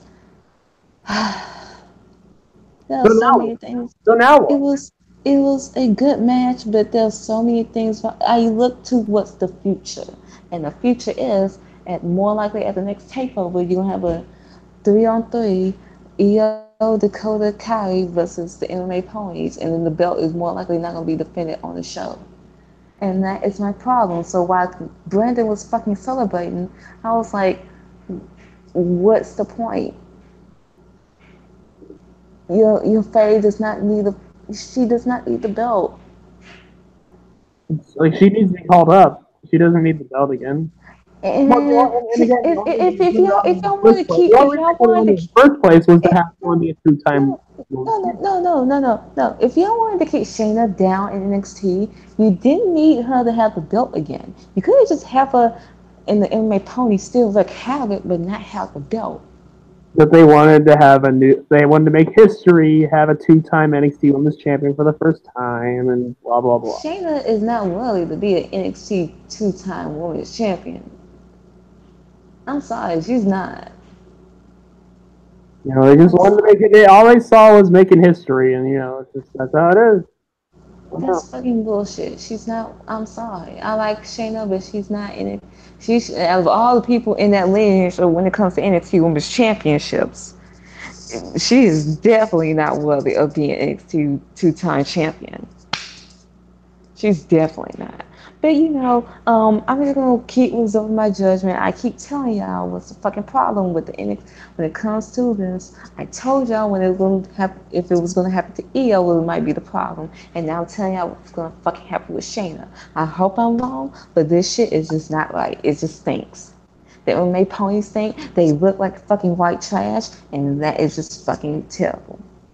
And meanwhile, Becky Lynch and Charlotte Flair, they destroyed Ronda Rousey. So MMA ponies, that there you go. So then we get to the next match, which was Can I have this one? you can have this one. Tag you it. Oh, baby, dude. Okay, I was excited for this match, and I knew going in it was going to be the match of the night, or I thought it was going to be the match of the night. We'll get into the next match later, but I wasn't ready for it. I don't think I was ready for what we got. And I don't think I was also ready for a heel Johnny Gargano. Johnny Gargano is absolutely fucking incredible. Like, joking aside, Johnny's failure aside, I'll bury him later. Johnny Gargano is one of the best goddamn wrestlers in the world. It's just like there's no fucking like he's one of the best baby faces who got all the like everyone to love him. He can have everyone sympathize with him, and then when he turns heel, this fucking new person. This is a new person. Like this, and I love. Oh God, First of all, the attire. Love the tribute to the Punisher with the jacket, and even the Marvel print on the back of his trunks with Johnny Takeover, which he is Johnny Takeover. Don't let anyone tell you otherwise. Maybe Velveteen Dream, but again, Velveteen Dream has only he's been on like I want to say like 5 takeovers. Yeah, like anyone is like 11. I think like even commentary said it like Gargano has been on He broke the record. He is now the man with the most takeover matches in NXT history. Now, how is his win-loss record on Takeover? That's the bigger question. I mean, he's 1-4 this year. Ooh. Okay. The only one he had was against Ciampa. He had to use his goddamn knee brace for it. But yeah.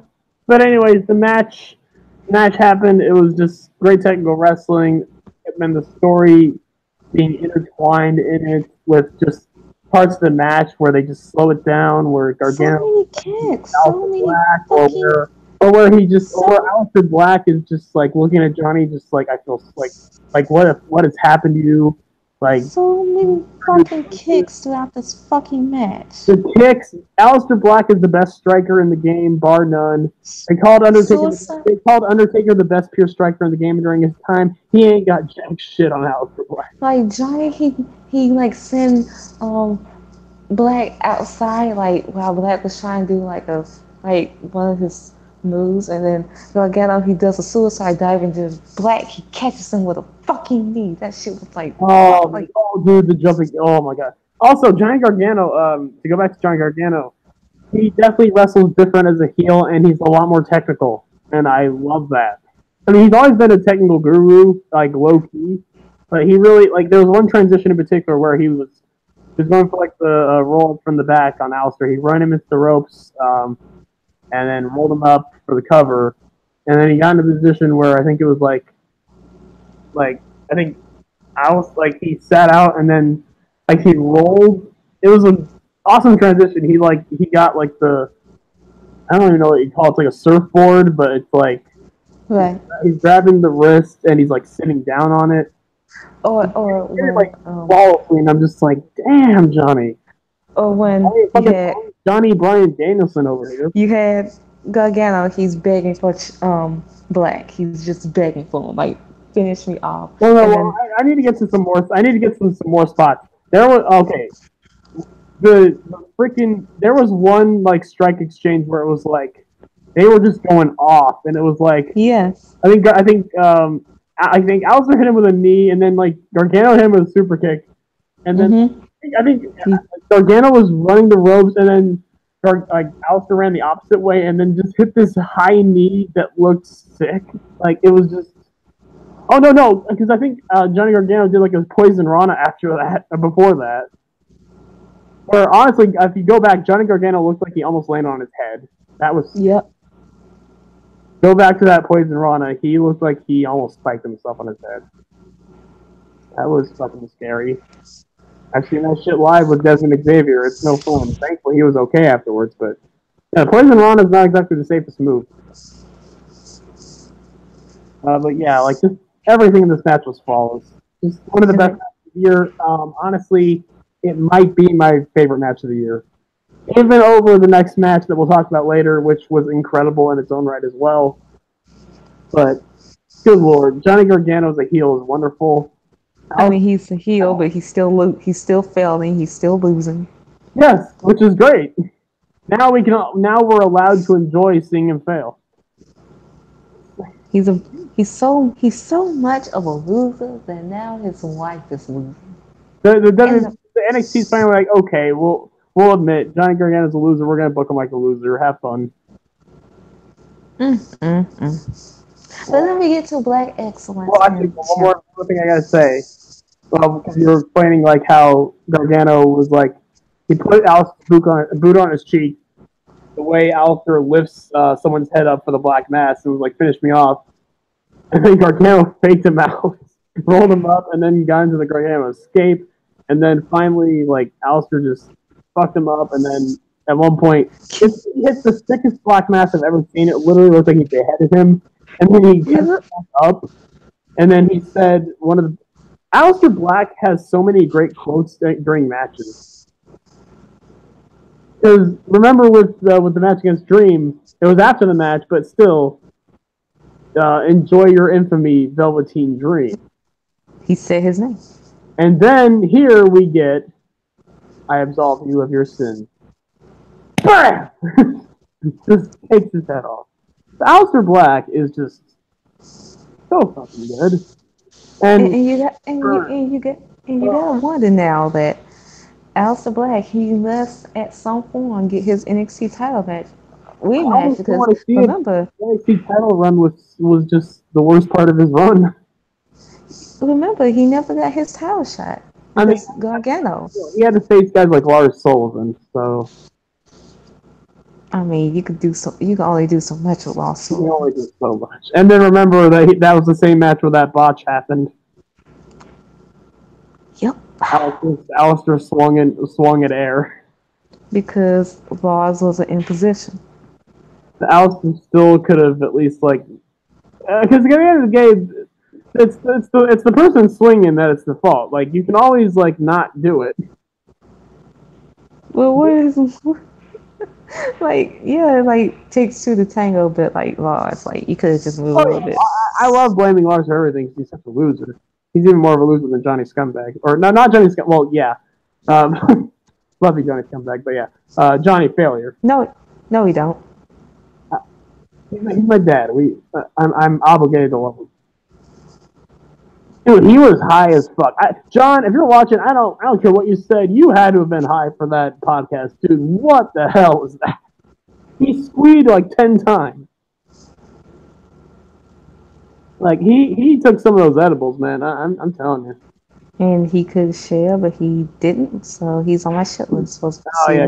Yeah. And John, next time you ever decide to get high for the Twitwell commentary, and I know you claim you didn't, but bullshit, you were.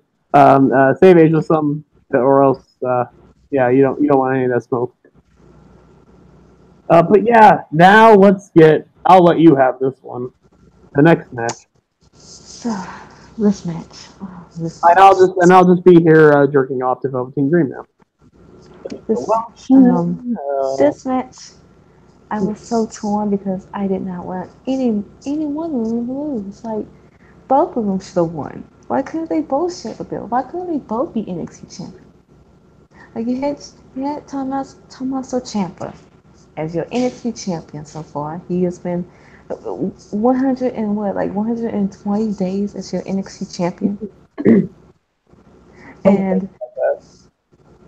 and then you have your challenger, the rising star so far that everyone loves, Velveteen Dream, who would have thought that. If you look at Tough Enough, he was Patrick Clark, right? And then now look what happened. And within 4 years? And hey, what did a certain someone tell him when he got older? Well, that plays into his entrance and what he wore. He said something about you're never going to be a big star. You don't have what it takes. Blah blah blah. Blah blah blah. He was Hollywood Dream. Hollywood Dream greater than Hollywood Hogan by a goddamn landslide. He was fucking. He was losing. He was over. This man.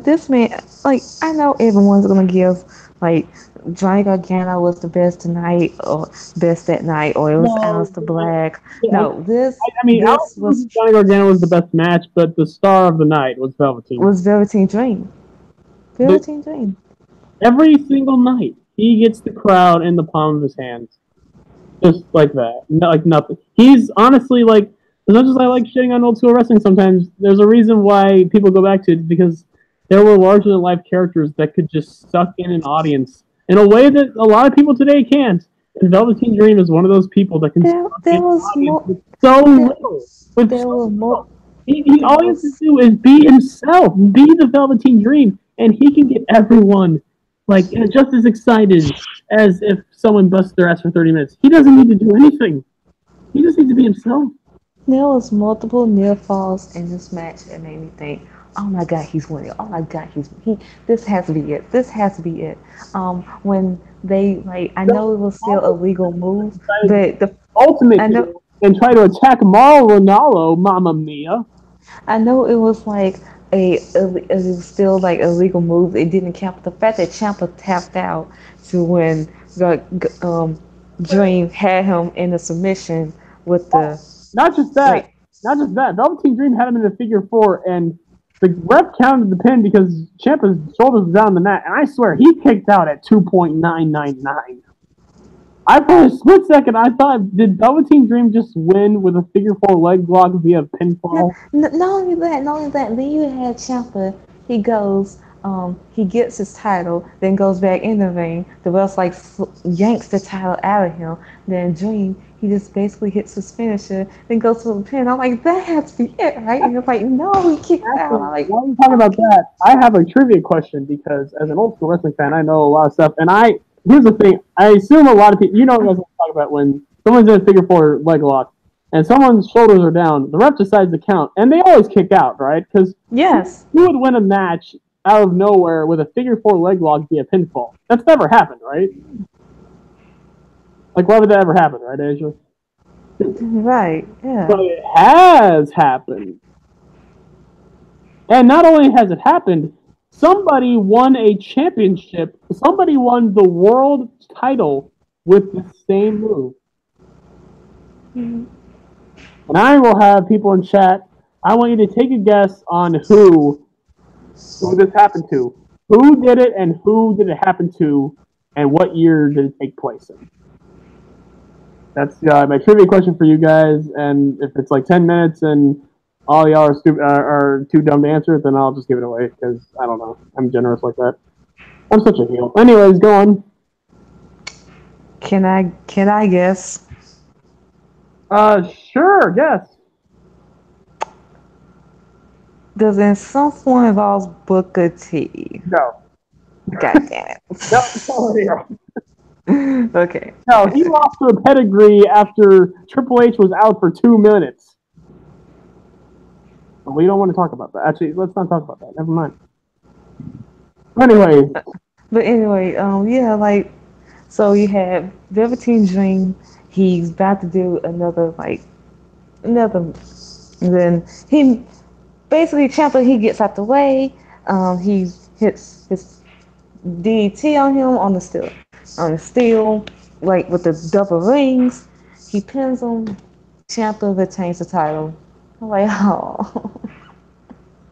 Like, I love it, but Dream, he had there was like multiple moments in which I was like, that should have been it. That should have been it. That should have been it. But it was a great match, and then you had the backstage segment with Dream. He's upset, and Captain Kelly, just leave the man alone. Go fuck $10 somewhere, cause just leave him alone. Yeah, So yeah, that was a great match. I would give that match like. I think that match had more of a story like behind it. Like it was like Dream's coming out party, and for anyone to just say, "Oh, Ciampa, he carried the match," go fuck yourself.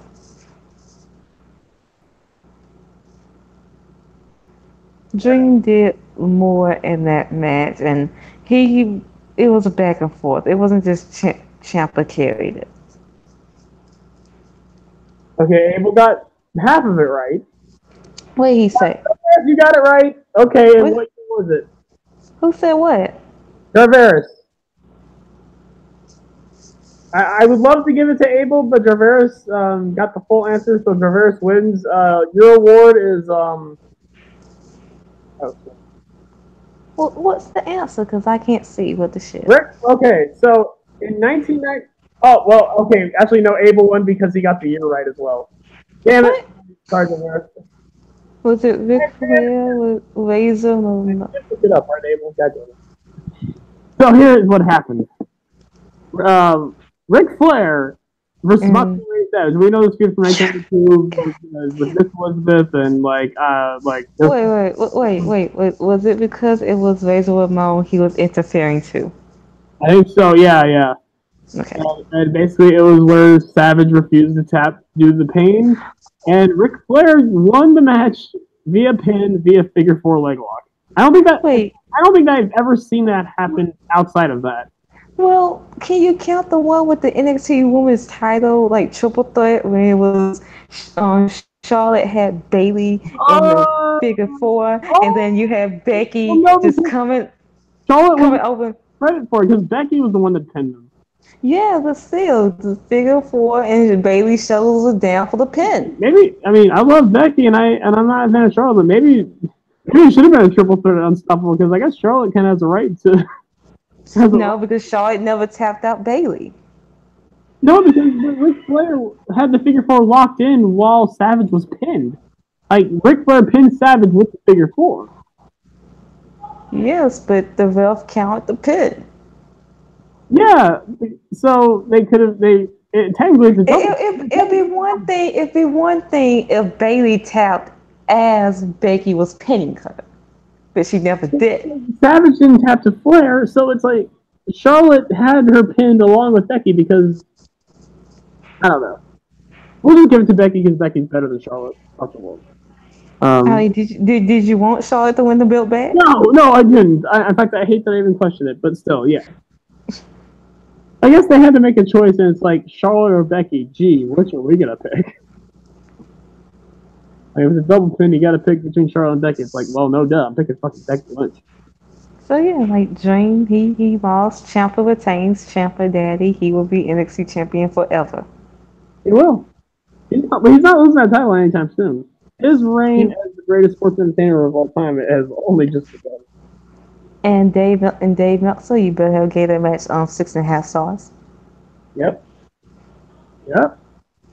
Which I will get to the Survivor Series rankings of what he put one match 4.5 and gave was okay. So I saw his star ratings. Don't tell me it was the Matt Riddle match. No. For Survivor Series, he gave Charlotte Ronda 4.5. Oh god, yeah. And gave Mustafa Buddy 4 stars. So in his mind, Ronda versus Charlotte was a better match than Mustafa versus Buddy Murphy. The sad thing is, a lot of people thought that. No. I've seen it online. That match. A lot of people love that. It was a good match. It was a good match, but it was sloppy. Ronda looked like she was getting. Both of them looked they were gassed out. And yes, the only thing that saved that match was the post match. That was the only thing because no one saw Charlotte turning heel coming.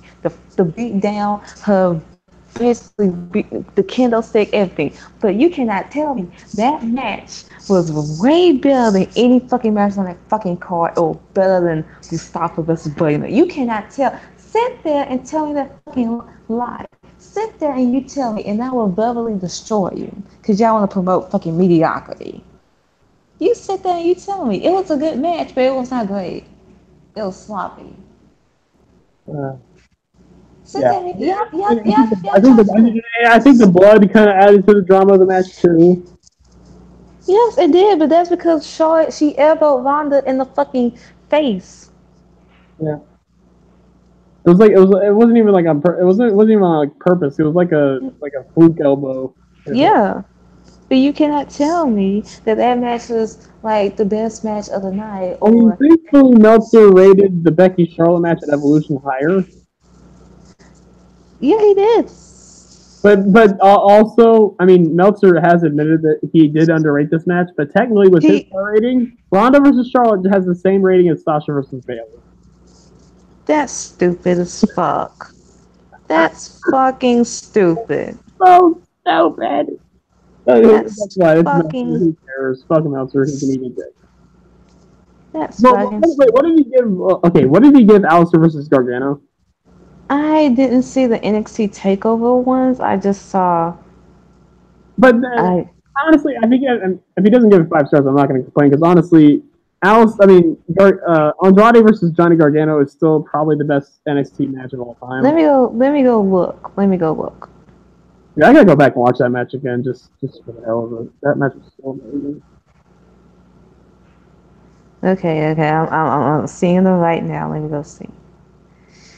Oh my god, I am.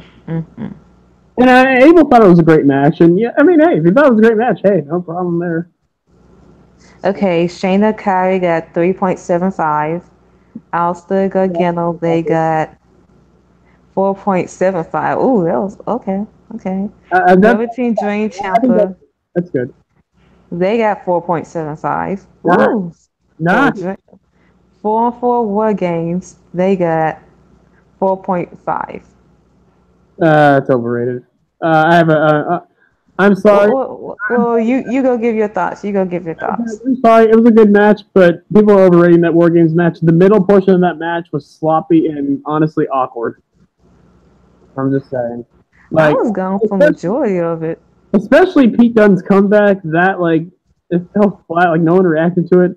I remember this spot. I felt so bad for Pete because he did his comeback and he was supposed to take someone's fingers through the cage and like do, like like rip the fingers and stretch them, but he lost grip of the finger. So it's just like, well, he's just like, oh shit, what do I do? I'm just gonna punch him. Boom, and he comes back. It was just, and yeah, Abel. I thought last year's War Games was better too, honestly. It was. But I mean, look, by the end of it, it was amazing because like you have the big Tower of Doom spot. I mean, Ricochet with the freaking double moonsault. Good lord, Ricochet's a freak. He landed on his. He nearly landed on his head. Well, I mean, he even tweeted about it afterwards, like, yeah, don't know why I did that. For that reason. But yeah, I mean, the match was great. I mean, but like, compared to the rest of the card, hell no. In fact, I thought Kyrie versus Shayna was a better match. I'm sorry. As a match, as an actual match, not. I mean, I know the result you hate, but as a match, I thought that was better executed than War Games. I'll give you that. Yeah.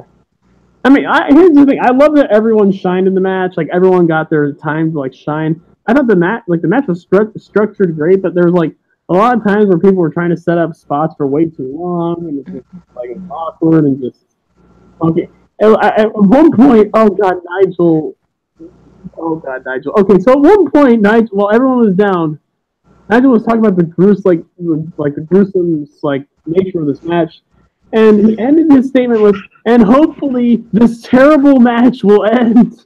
I pointed that out. Like terrible, like the terror of War Games, but Nigel, you have to know that's not going to sound the same for us. Calling a match terrible is not a compliment. And at that point, I was like, okay, so I'm not alone. I think this match is overrated too. Thank you, Nigel. I mean, yes, everyone worked their ass off. I mean, I love all the workers in the match, honest. And that's the thing. I don't even like AOP, but they had like the War Games match there was better. But yeah, because I love all the competitors in the match. I love Pete Dunne, love Ricochet, love War Raiders, love Undisputed Era. It's that some of the shit was just contrived as hell. I love the ending. I thought the ending was great. Again, like everything from the beginning and end were perfect to me.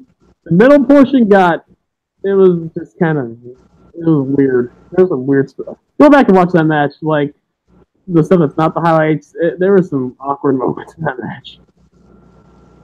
But I mean, it's kind of expected when it's like that kind of craziness, when there's that many people in the ring and it's just people fighting.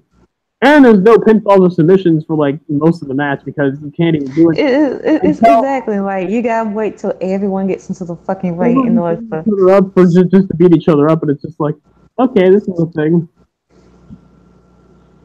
You know,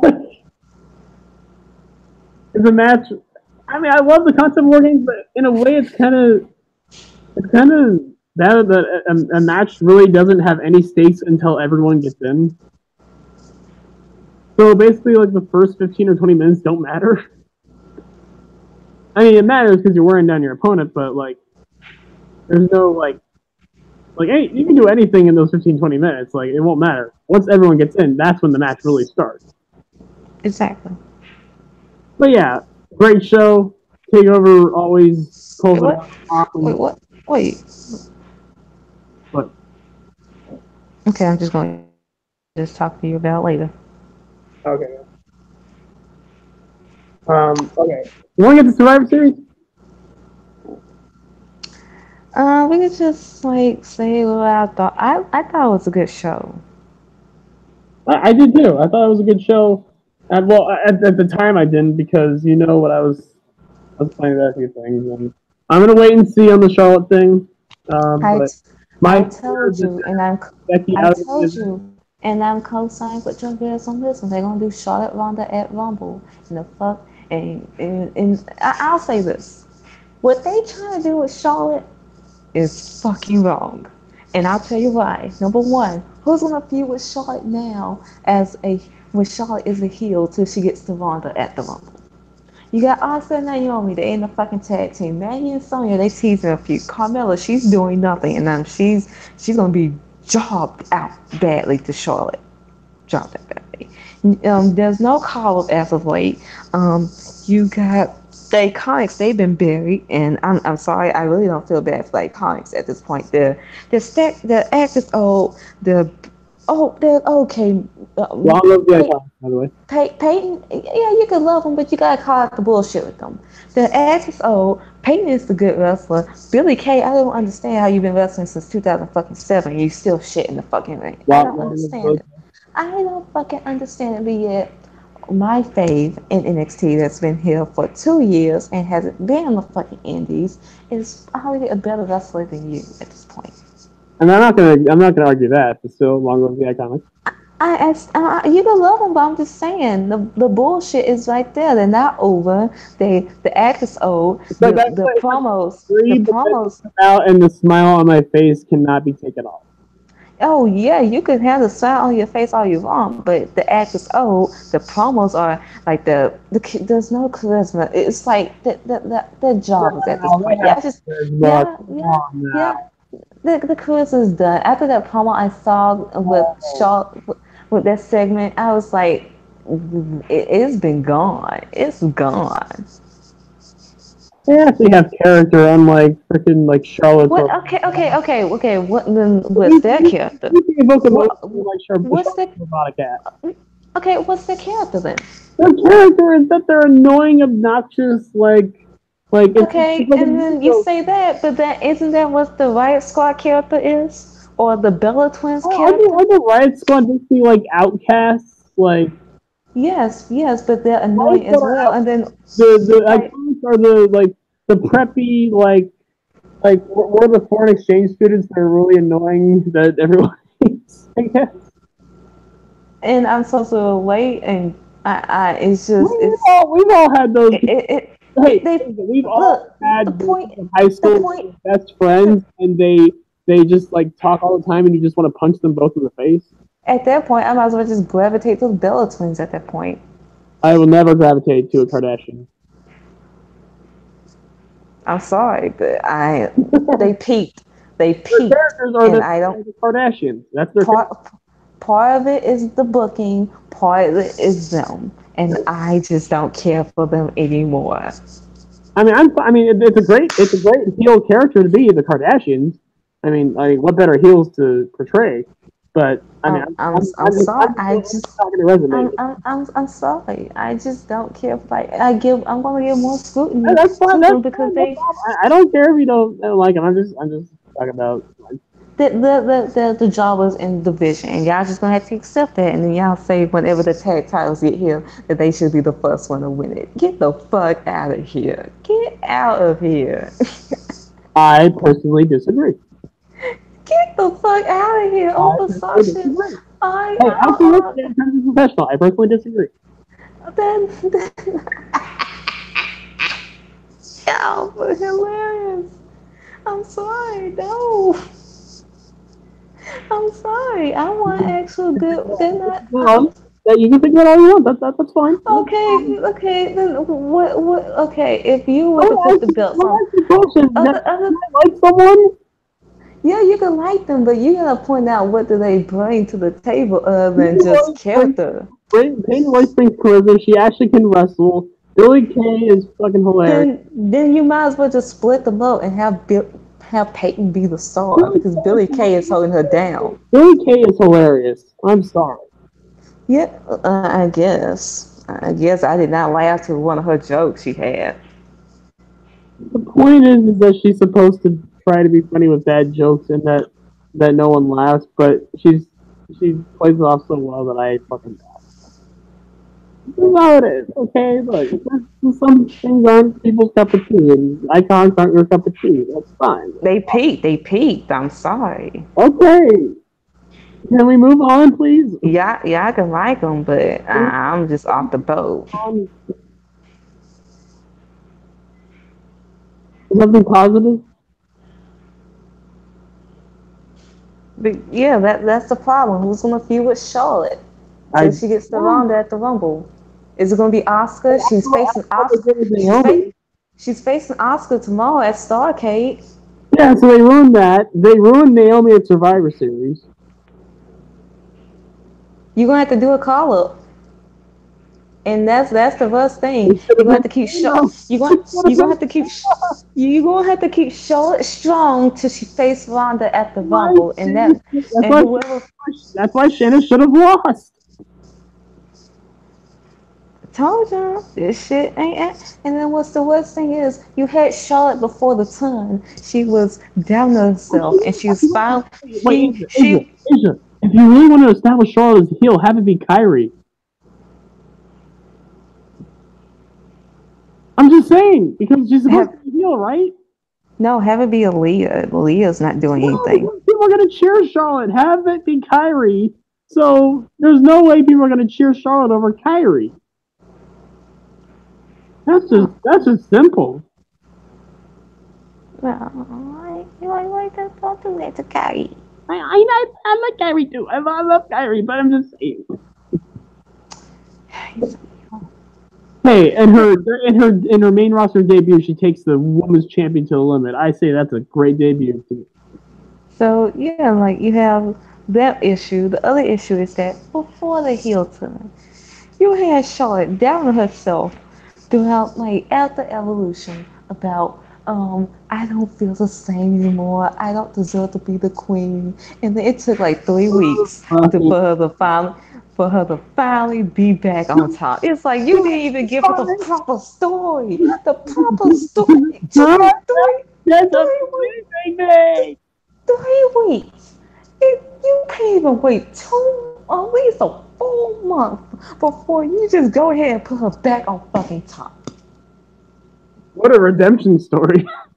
What was the redemption? She had no. Her redemption was, I don't know if I can do this. And then she's like, oh wait, she didn't go through any fucking adversity. She didn't go through any adversity after the Becky loss. Like, no, she just doubted herself. That's it. So now you just put her back on top. And what was your this is everything that was wrong with the Becky Charlotte feud, because they tried so hard to tell us that her and Becky, they went through the same adversities to get to the fucking top, to get to the SummerSlam match. And I was like, that is fucking wrong. Y'all fucking know it. And they try to paint her as the fucking underdog. And then you have what happened with her just doubting herself. And now you just immediately put her back on top. Like, on one hand, I'm glad they're getting the Ronda Charlotte feud out the way, but y'all doing this all wrong.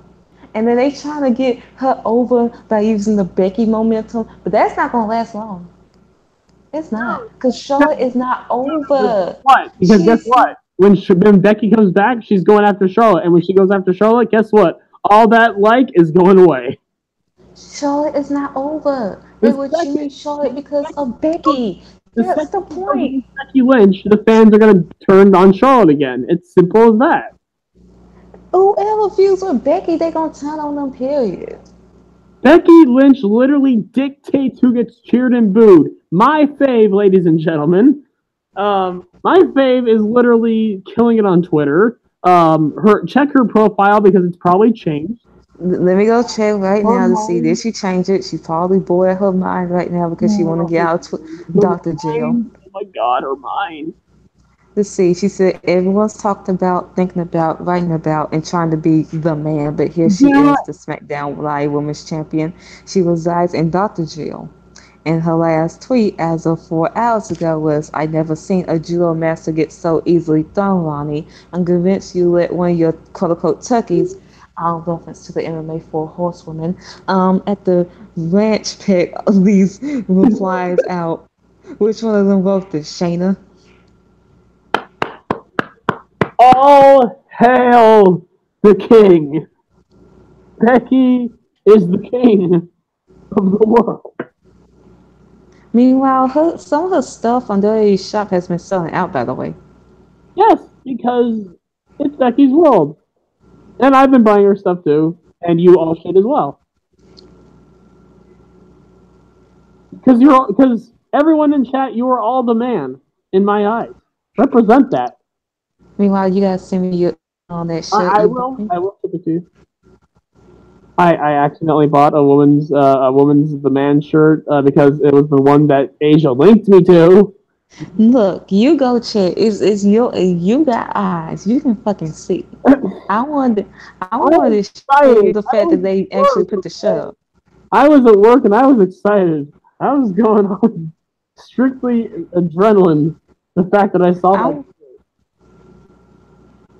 I ain't tell you to fucking buy the shirt. I just wanted to show you the fucking shirt. The fact that, hey, they actually put that up.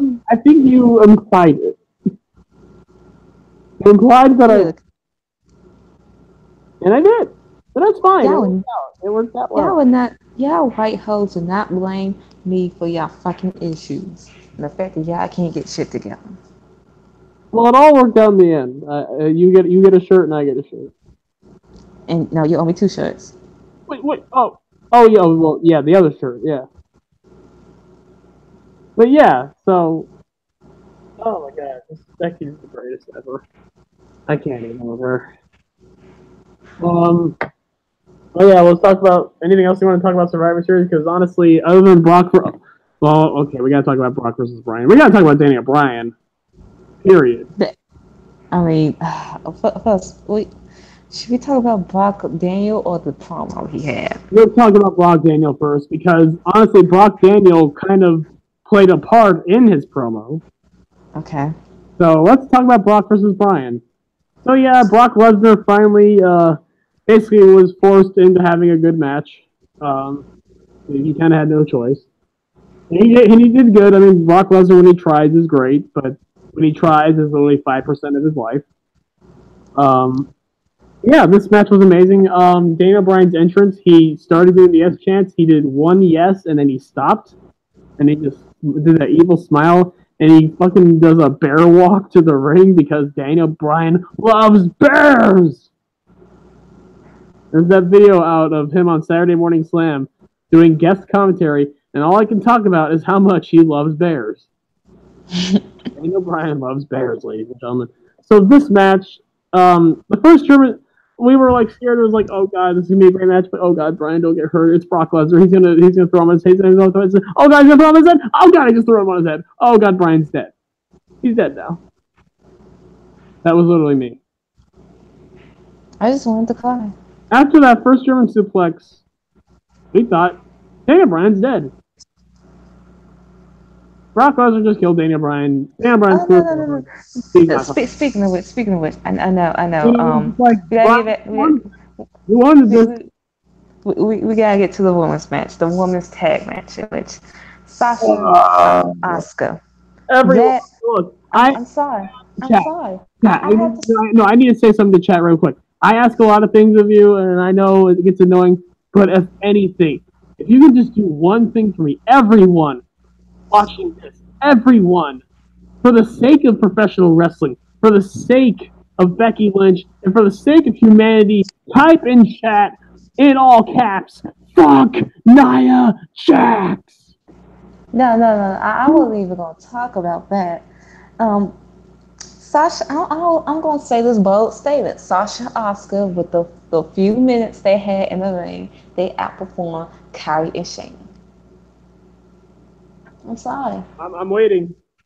I'm waiting. So it was even a German suplex that night, well, just a suplex that Asuka did to Sasha, and Sasha just landed on her fucking neck. I'm like, and then there was like a little rumor saying that Sasha was injured, she couldn't stand after the match. I'm like, first of all, that one was fucking false because Sasha and Alexa, they wouldn't be hanging out, or like they wouldn't be, it would be Bailey near Sasha, not Alexa. And Sasha, she was standing straight even after the fucking suplex. So like that logic is just fucking false. Like Sasha, she knows how to fucking sell, unlike some of y'all faves out here.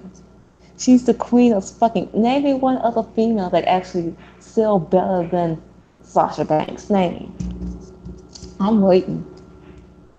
Chat, you guys want to name anyone? You guys want to say? Name anyone. I'll wait. I'll probably. Who wants to poke the bear, guys? I'll wait, and then I'll.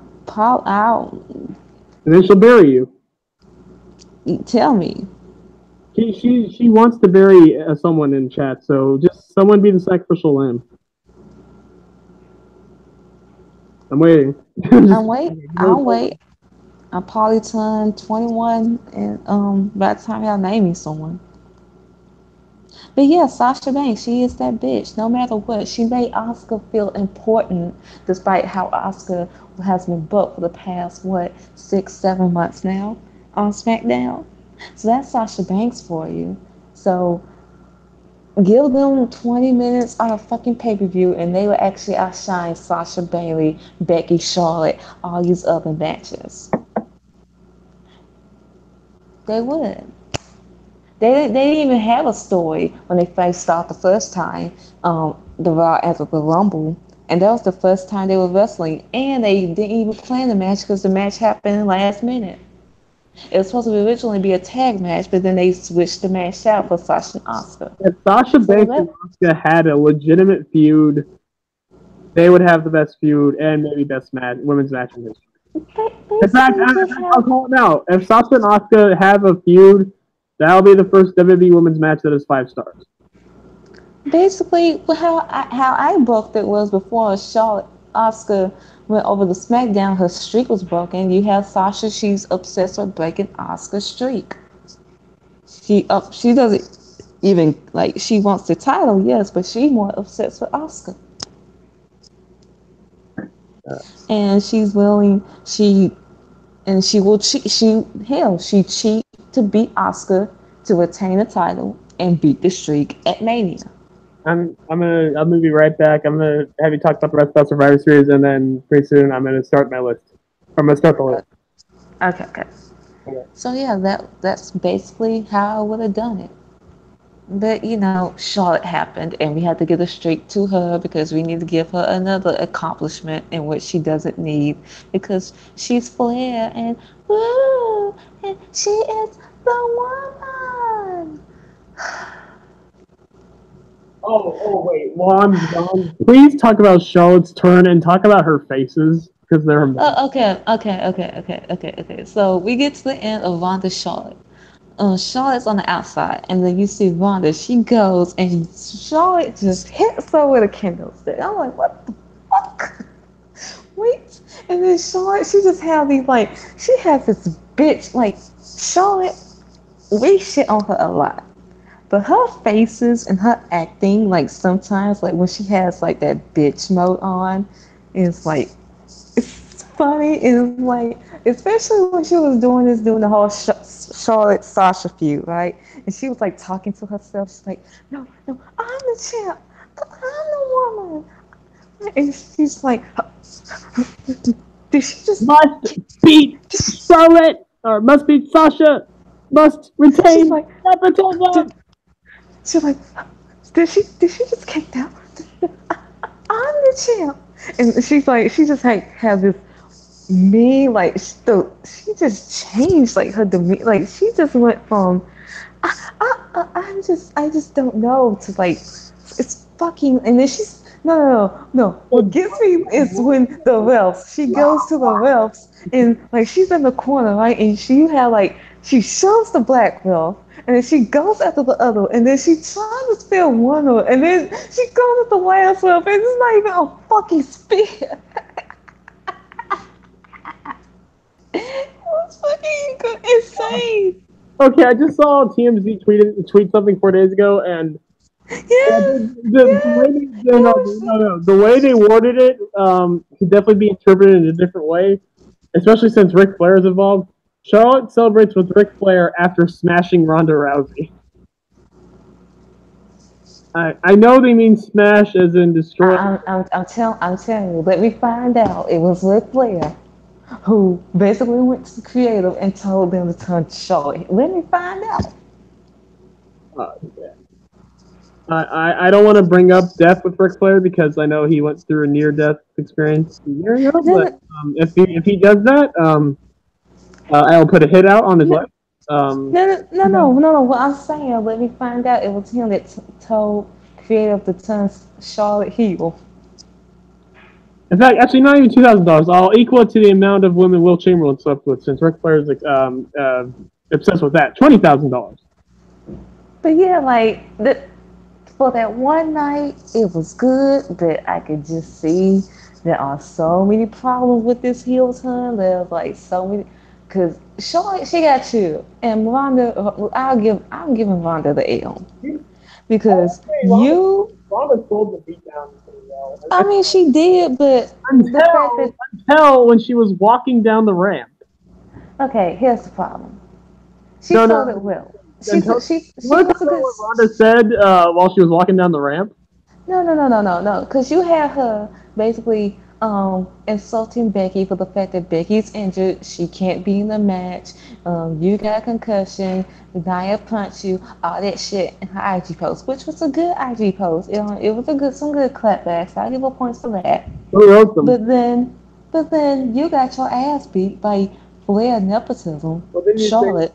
then you ask, like, is there some ghostwriters here writing Ronda? I feel like that. I feel like she got some ghostwriters. I feel like someone's writing her shit for her. Becky Lynch basically like implied it. I feel yeah, like she did. Like someone was writing that shit because it just doesn't make no sense. Because I mean, you can't be talking about avocado toast in a promo and then spitting out hot fire the next incident. Okay, what was that promo? I mean, here's the thing. I've defended Ronda before, but I will never, ever. There's two things I will never like let go of when it comes to Ronda: Sandy Hook and the freaking millennial bullshit. Ronda Rousey calling Becky Lynch a millennial is just The so slut wrong shaming, on so many levels. the slut shaming promo Okay, either. it's slut shaming too. Yeah. But those two especially, I just those oh my god, how fucking pathetic. But yeah, I'm trying to find the photo of Charlotte with that growling face. But yeah, she's basically just like after she attacks, she's like I'm the woman, like just like I can find it. I can find it real quick. oh. If so, can you give the link to the chat so people can see? Because oh my god, Charlotte was just like a cartoon character in that bullshit. It's stupid. So then you have Vonda who, after the beatdown, she gets up. She's like trying to get all the fans' sympathy by looking in the crowd, like, oh my god, I just got attacked.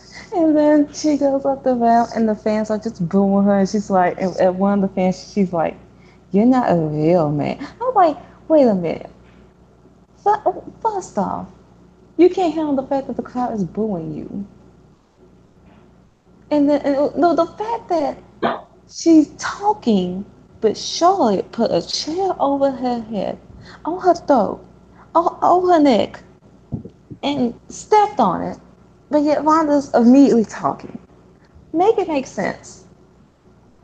You basically, you basically killed that move. Like she did not sell it.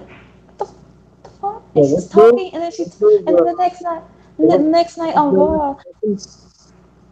What? What, the natural selection? That's the move? No. Charlotte put a chair over Ronda's neck. Oh yeah, and then she stomped it. Right. And then Like that spot should be like a spot that like stretchers come out for. I mean, she got up like real slowly, like real like But she talking, telling someone you're not a man, and then the next night, oh wow, she's gonna attend like a 5-minute promo saying a champion does this, a champion does that, a champion does okay, a champion. Here's the thing. Here's the thing I'm gonna say. Say what you want about Charlotte. When she got booed and you deserve a chance and all that stuff after Becky beat her down, at least Charlotte stayed in character and like didn't fucking lash out. Ronda was salty. Okay, so yeah, I got the gif right here of Charlotte doing that thing. Oh, you tell me that Ronda was justified in cutting a fucking promo the fucking next night, cause that was stupid. Go look in chat. It's either yeah. Like she shouldn't be coming back the next night. She sold everything else, but either if you want to have a cut a fucking promo the next fucking night, you might as well not do that fucking spot. Mm-hmm. And that should be like the reason like someone's taking that for a while. But oh, she's a badass. She's Ronda Rousey. She's the baddest bitch of the planet. I ain't gonna doubt that she's a badass. Like, I mean, she can fight like a motherfucker, but she's the baddest bitch on the planet. Meanwhile, she's crying on her YouTube channel because she missed her family. She doesn't know how long she could take being on the fucking road. Boo fucking. There's two more things that irk me about Ronda Rousey. First of all, the fact that she always has to like tweet about something, a news article from her own website. That is ridiculous. First of all, the fact that Ronda Rousey has her own website. I mean, I know people have their own websites, but like Ronda Rousey always like cites her own website as if it's as if it's like actual news. She sells her own merch, not on Dirty Shop, but just on her own shit, like. And then the worst of it that she's been doing forever, she's one of those people on Twitter. She likes her own tweets. Not just one tweet, guys. All her fucking tweets. She did it with the recent. That proves her high self-esteem. She likes all of her tweets. She even did it with the recent her recent response to Becky. She's like, "Oh man, that was such a nice burn I had on her." Like, that tells you how low that tells you how her insecurity is. Like, I have insecurities, but like, you don't see me like my own shit. Oh, she ain't come back from that. Like, go look in chat. I just posted your Charlotte face. Yes. Everyone go check in chat. I meant the live chat on YouTube. I can't post a GIF in the live chat. Oh, actually no. I can do it because I'm the one guy. What the fuck you? I know, but I see it and it's amazing. Oh my God. So yeah, you want to get started? Yes. So, two things we want to do this video on was the rise of the E.S.T. Bianca Belair, and also the fact that, guys, the 2010s are almost over. It's fucking crazy to think about. And yeah, I know we're not even in December yet, but hey, we have 1 year left, and while we're here, with all the young prodigies, all these people that are like 21, 22, 23 years old that are just killing it in the game, some people even younger than that. I mean, what have I done with my life? Fuck me. Yeah, like, the future looks bright. I mean, we can see what happens in the near future, but as far as the talent goes, future looks insanely bright. And the 19th episode, and I figured I didn't want to wait till the 20th to do this, so I'm just going to do it here. 19 wrestlers of the 2020s. These, for me and for Asia, we both went over these. If you're going to look out for 19 people, I know it's a random number. If you're going to look out for 19 people, these are 19 you have guys to look out for because they are going to, at least to me, they're going to be the ones making waves. They're going to be the ones in the fucking, like, they're going to be the stars. So I figured We're gonna go in order from like least, like worst to best. I guess we're gonna save like the best for last. But yeah. Although our first one, I can't even say that because if anyone in the 2020s is going to get pushed to the moon. In fact, I'm going to say right now, the first person on our list is probably going to be the biggest star of all these 19. And the crazy thing is, y'all don't even know her name. It's The Rock's daughter, Simone Johnson. Wait, who's Simone Johnson? Who? But I haven't heard her. She hasn't even wrestled yet. She hasn't even. Guys, She's training in the performance center right now. let's not even look at the fact. I know this is early to say. I know that this is like a what if scenario. I know this is like everything has to go right for it to happen. But if everything does go right, and she isn't a complete failure and flop like Nia Jax, that's the thing. You can't be worse than Nia Jax. You can't. There's no way. Nia Jax has no charisma. She can't wrestle. She has no character. Like she has nothing to contribute to the women's division. So how no one can be worse than Nia Jax. I think they've made that very clear. If you guys don't know this by now, I don't know what you're doing. I mean, Nia Jax is literally the worst. But yeah, Simone Johnson, I think the oldest of The Rock's kids, is trained to be a wrestler. And if everything goes right, ladies and gentlemen, think about this. This will be the first ever in WWE fourth generation superstar.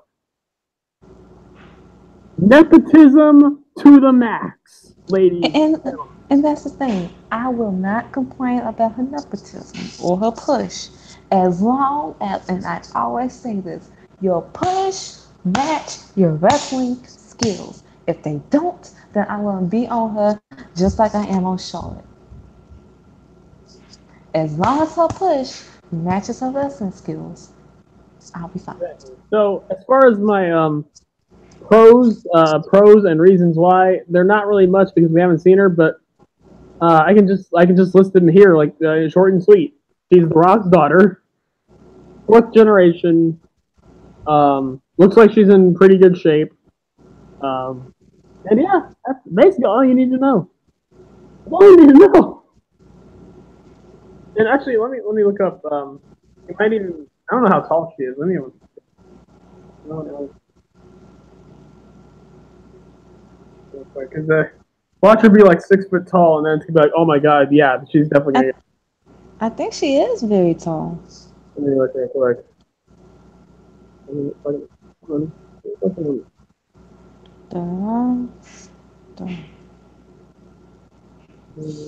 Yep, it should be this one.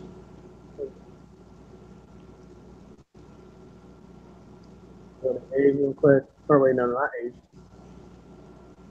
Height, fool.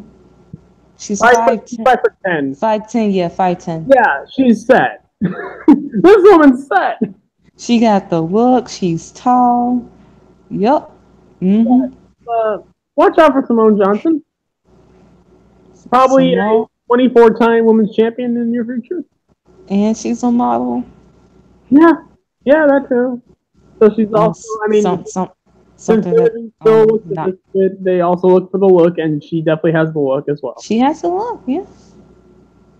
So yeah, she kind of has everything going for her. Now we just have to see if she can wrestle, and if she can even moderately wrestle, she's set for life.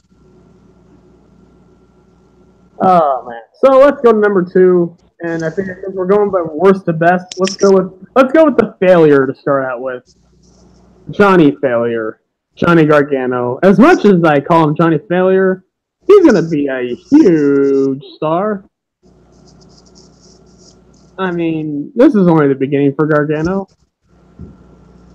I mean, honestly, at this point, I don't even want him called up because he basically is the face of NXT, along with Ciampa. To me, Ciampa and Gargano are the heart and soul of NXT, and they have been for the past year and a half, 2 years. Like, when those two leave, NXT is going to take a huge, I'm not gonna say they're gonna take a huge fall, but there's gonna be a void left. It's gonna be the biggest void left in NXT in a long time, because they literally have taken over the story, like most of the story, like the storytelling, most of the storylines going in the promotion. Like they're in the main event matches. They're the focal point. They've been everything to NXT. They basically are NXT.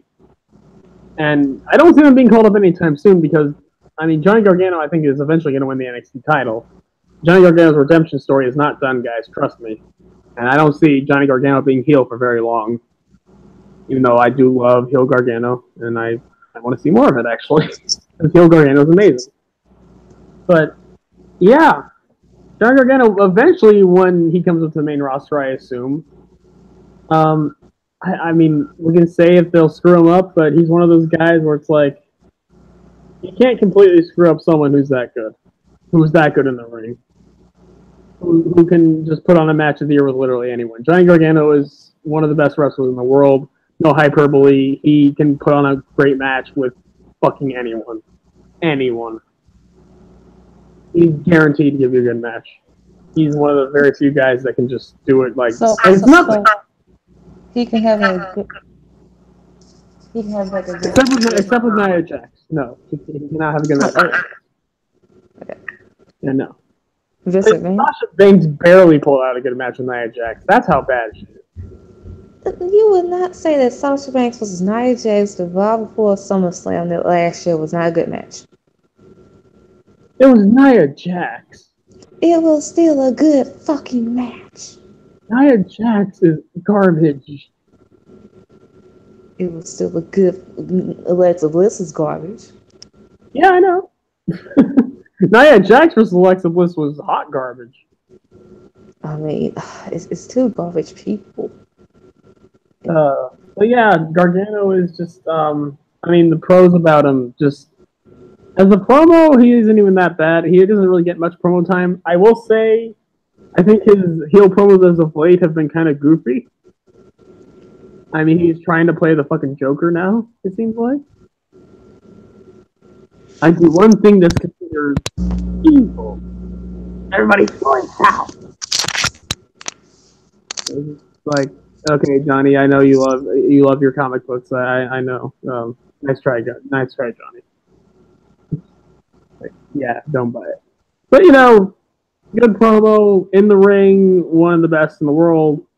One of the best, most sympathetic baby faces ever. And I didn't even know that he could play a great heel until now, although I know he was a heel. I think when he was teaming with Kevin Steen at one point. Sometime in the 80s he was a heel. But I didn't watch much of that stuff, unfortunately. Him as a heel, though, is also gold. Which I didn't think. I figured it would work. I didn't figure he'd be this good at it. He kind of has that cockiness of like, almost like the Miz, but I'm trying to think of someone else. Just the way he like walks and the way he just has like that like shit-eating grin on it. Yeah, I think of Seth Rollins if anything. Yeah, like a 2015 Seth Rollins. Dude, you're wrong. That's actually perfect. Or maybe or a less shitty Dolph Ziggler in 2012. Ah, fuck off. I mean, I'm just saying. Fuck off. You will not compare him to Dolph Ziggler. I mean, they're both failures. Come on now. I mean, Johnny Gargano is a much better failure, but yeah. Oh my god, Dolph Ziggler is really a fucking failure. And also add him to the. I never thought Dolph Ziggler could be much more of a failure than he already was, and then his hair changed, and then I'm like, oh my god. Add him to the injury list because apparently he has a foot injury. Oh shit. Okay, I don't want to harp on him then because that's legit. You can still harp on him, despite the fact he's injured. I mean. I'll shit on the character. I'm not going to shit on the performer because I know he busts his ass.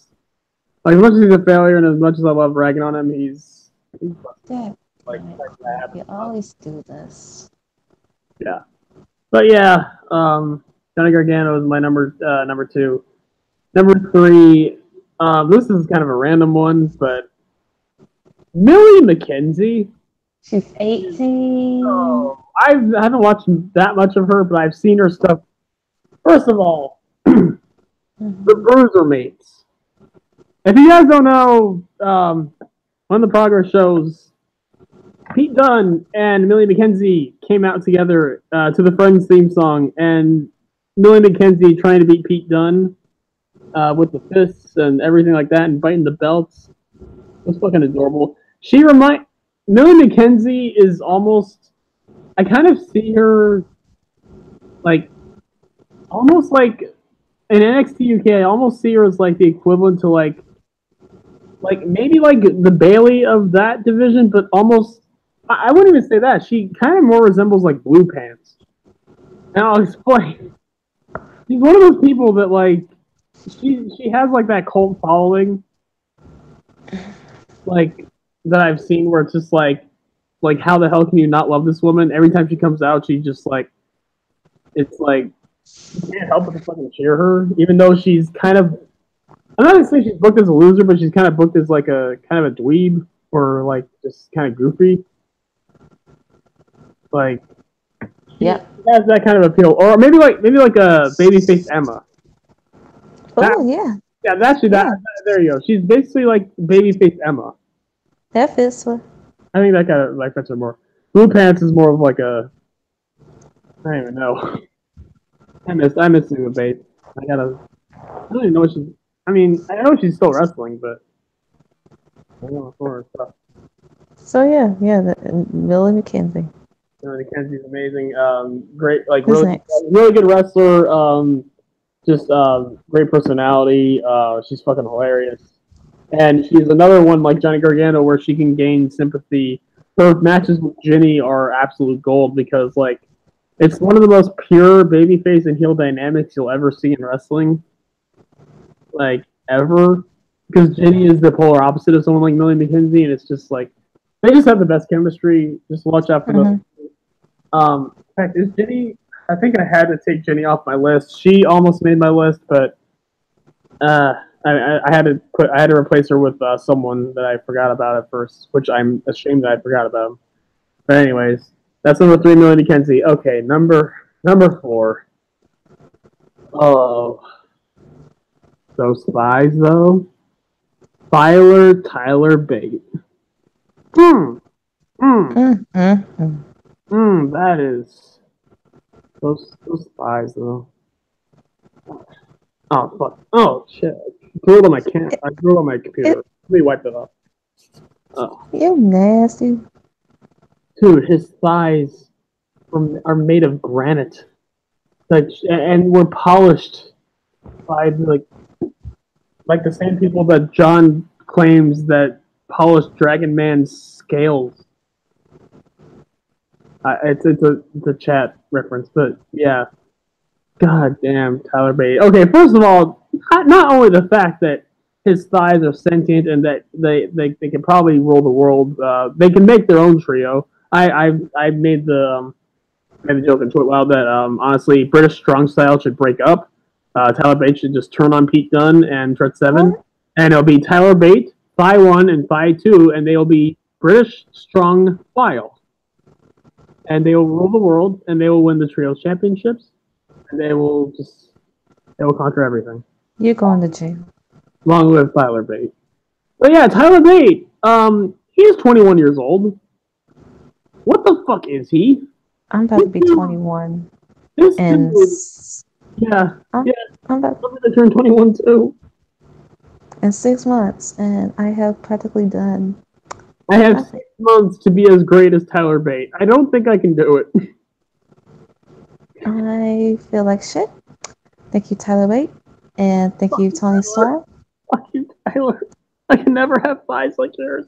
But stop accomplishing things and be shit like me. Yeah, stop it. Stop living your life the way you want to live, because you know what? It hurts our feelings.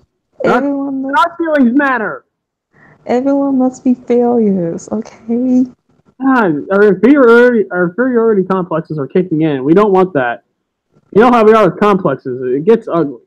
But yeah, Tyler Bate, he's basically And even freakier Cesaro. The dude is like, I mean, he can't even like. I doubt he's even like 180 pounds.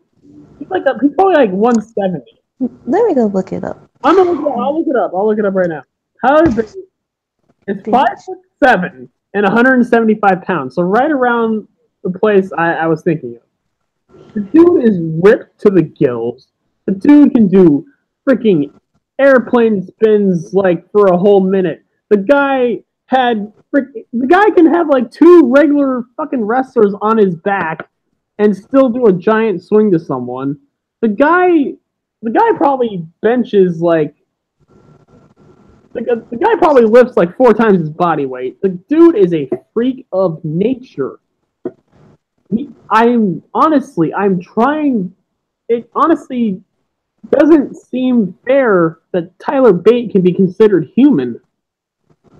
The guy he's the new Cesaro. He's a freak of nature. Like he might be like when you say Bianca Belair is like the strongest. Like I agree, she's definitely like top 2, top 3. But one of the two people I see as like either next to her or somewhere near her is Tyler Bate. Tyler is freakishly strong. Like, imagine a match between those two. By the way, God damn. He's gonna lose. Period. Well, yes, because I mean, white men ain't shit. But those, oh my god, he is amazing. His match with Pete Dunne last year, one of the best matches of the year. He had a match with Walter at the Progress Show at Wembley that main evented. Amazing match. Just the dude is one of those like Energizer bunnies. Like he doesn't stop. He has an amazing mustache. He's very like soft spoken. He has the weirdest wardrobe I've ever seen. He's basically like the Russell Westbrook of You want to talk about wardrobe? Wait, me? Yes, you. I wear a t-shirt and freaking basketball shorts. You want to talk about wardrobe? What's so bad about a t-shirt and basketball shorts? I thought that's like pretty normal. Have you seen what Tyler Bate wears? No. I'm going to show you after this show, and I'm going to be like, okay, tell me I look more ridiculous than that. I mean, your face is ridiculous. Screw you. Your face is ridiculous on its own. Hey, there will be no face shaming here. We're not TwitWow. We don't shame faces here. It hurts feelings. I can't help the way my face looks. Fucking feelings. The pimples are just the pimples make it look more dignified. So yeah, Tyler Bate. Tyler Bate's incredible. Absolutely incredible. And he's I think one of, if not the youngest person on this list, which immediately makes him like he's got like probably 20 more years ahead of him. Maybe not at the rate that he's going. The rate that he's going, like if he keeps working the way he's working, holy shit. And by the way, I just realized I only did WWE. So maybe the next one I'll do it for outside WWE because there are other people like I know Asia's gonna hate me saying this. Will Ospreay, people like Zack Jr., people like that definitely have a bright 2020s future. For damn sure. Actually, I'm gonna replace one of mine already because I just thought of someone else's one. But yeah, so Tyler Bate, absolutely incredible. Number 5. Mae Young Classic. She's only wrestled for like what, a few years? If even that. Lacey Lane. This woman. My Young Classic pick. I want you to talk about Lacey Lane because she really did like. She came out like this was like our revelation this year. Like I don't think we go watch her match with Leah Rush. It's on YouTube. Go watch her match with Tessa Blanchard. That's all you need to know. That's all you need to know. Her moveset is fucking amazing. Like, and She stop does, comparing her to she fucking does Ember lucha Moon. shit. She does that lucha shit. Yes. She's one of the few women in wrestling that kind of do the lucha style. It's kind of a rarity, you know. I mean, we're gonna get to someone else on this list who also does a lucha style. Yes. In fact, actually, she's next. Oh. But yeah, Lacey Lane, she's fucking amazing. Like, yeah. Go check out her, especially that. We talk about her matches in the Man Classic. Her match with Mako was incredible because Mako's always incredible. I mean, he kind of fucked up Sis by slapping her, but you know, I'm just saying, don't slap Mako. Yeah. It never ends. Please don't do that. Okay. Okay, so now number 6. Number 6, right? Yes, 6. Actually, never mind. I'm not going to put her on there because there's one more person I have to put above her, and there's so many people I want to put on here. Casey's going to be one of my honorable mentions because she just started wrestling, but definitely look out for her as well. But more so, you have to look out for the woman that beat her in the Mae Young Classic.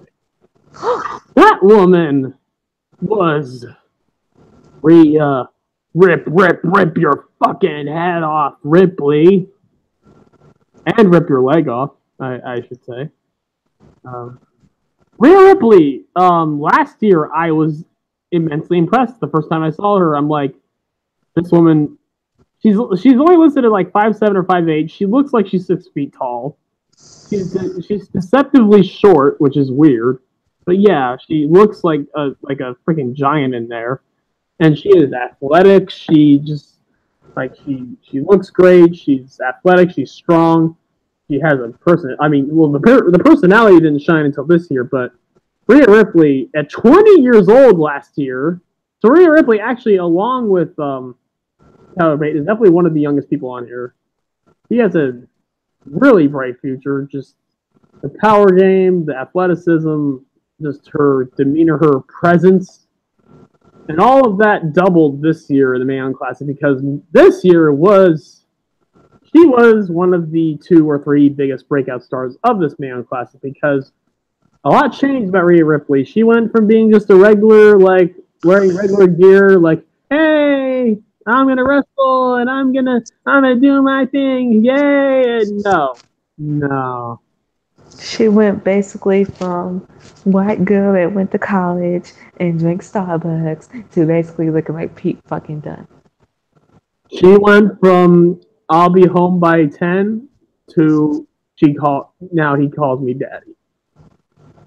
That is Rhea Ripley now. Leather, all black leather, mosh pit, doing the hair flipping, making Becky proud, even though she should never come for Becky Lynch on Twitter. But yeah, basically just a complete badass, a heel that gives no fucks, who just shuns off everyone as if they're nothing, like they're beneath her. Like, Rhea Ripley has come into her own this year, and she has made waves. She is now the NXT UK champion.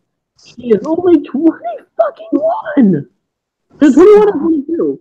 One of those. Either way, it's insane. Unreal. Rhea Ripley, and her matches. Her match with Io Shirai was one of the best in the tournament. Her match with Casey, even, that was like her second match. No, yeah. First or second? Like second. Put on a great match with her. Rhea Ripley is just, the upside on her is just amazing. She has the look. She can cut a good promo. I've seen her cut good promos backstage. Not exceptional, but very good. She's about to face Toni Storm in the NXT UK for the UK title, women's title in the finals with Toni. Yeah, Rhea Ripley, watch out for her.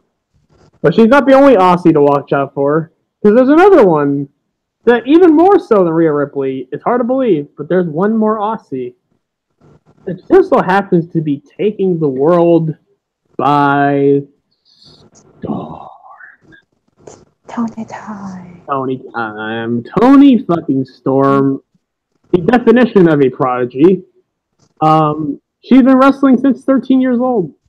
What the fuck? But we really hadn't heard much from her and about her until about a year and a half ago. Working Stardom, she's another one like Rhea Ripley, where she used to have like this generic character, and then she grew out her look. She kind of got this like very unique kind of rocker look to her that I've never seen. The top hat, the little sideways tiny top hat. Like Toni Storm is different. That's one of the biggest upsides about Toni Storm. That's actually one of the biggest upsides of anyone. Stand out. Don't be like the fucking same. Don't be like the rest of the crowd. Toni Storm definitely fits that fucking mold. Toni Storm is different. She is unique. She is her own. She's her own character, her own everything.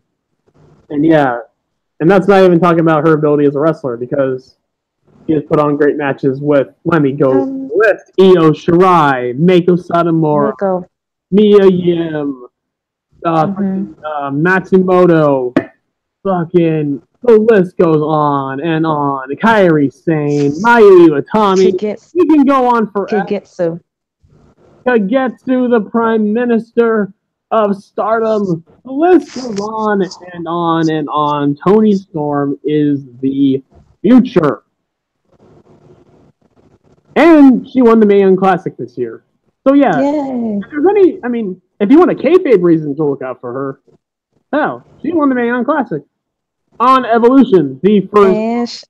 And she's now the 2-time WXW champion. Oh no, 2-time WXW champion. Held the Stardom red belt for like over a year. She once held, I think, what was it, 4 or 5 titles at once for 4 or 5 promotions. The Progress title, the WXW title, the Stardom title, probably a couple other indies that I. And she's fucking 23. What the actual blue fuck? I think one of the WWE legends compared her to fucking Chris Jericho. Life is not fair. So yeah, Toni Storm is number 6. My phone died, so I'm going through the list by memory. Why didn't you charge your phone? Well, I wanted to charge it, but I couldn't find an outlet near the computer while the computer was plugged in, so I was just like, oh well. So I'm at number 6, I think. So yeah, so we did Rock's Daughter, Johnny, fucking shit. What did I do after Johnny? I don't know. I'll just assume we're on 7. So number 7 is my 19 wrestlers of the 2020s. And this is one of my new additions that I made during the podcast, because, Asia, we definitely forgot about someone. We forgot about one of your faves. Cool. One of your faves that became your fave just last month. And he's gonna go hard. He's gonna go hard. We forgot about Mustafa Ali.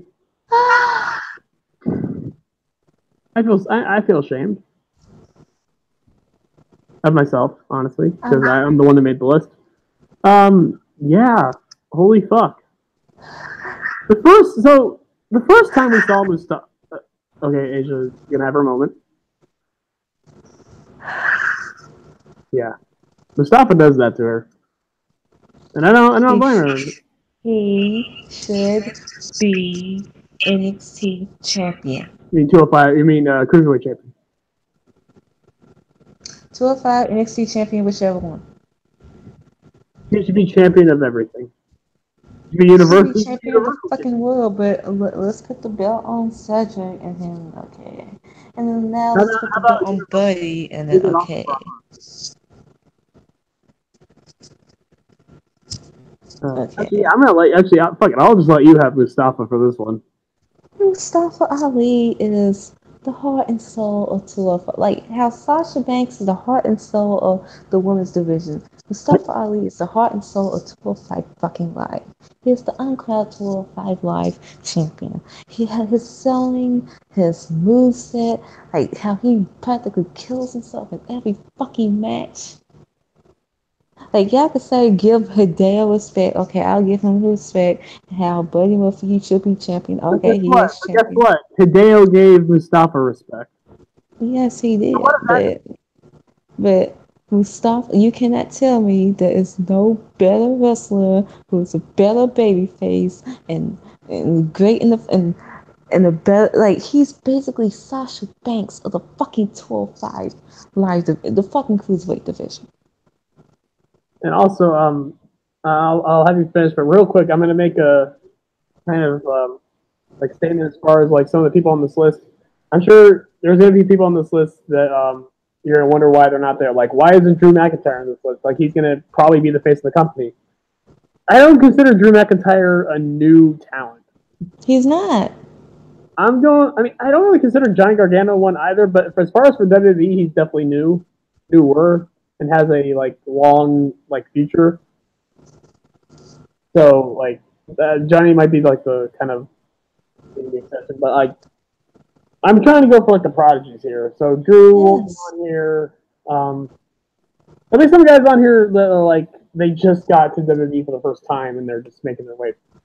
Like Drew is like the guy coming back, and he was in WWE for about 4 or 5 years. 4 years. 4 years until they released him. 2013 they released him. Mm-hmm. Okay. Yeah. So yeah, like yeah. But yeah, Mustafa, amazing. The first time we saw him was in the Cruiserweight Classic. I think he was the first match, actually. Oh, no. He wasn't the first match. He had that match with Lince Dorado. That was fucking great. But we were all praising Lince Dorado, but damn, Mustafa flew under the radar, and look where he is now.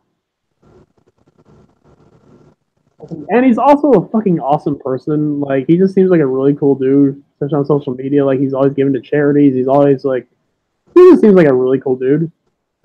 That never hurts either. So yeah, Mustafa Ali. Yes. Put the title on him. Since you had number 7, I will have number 8, bro.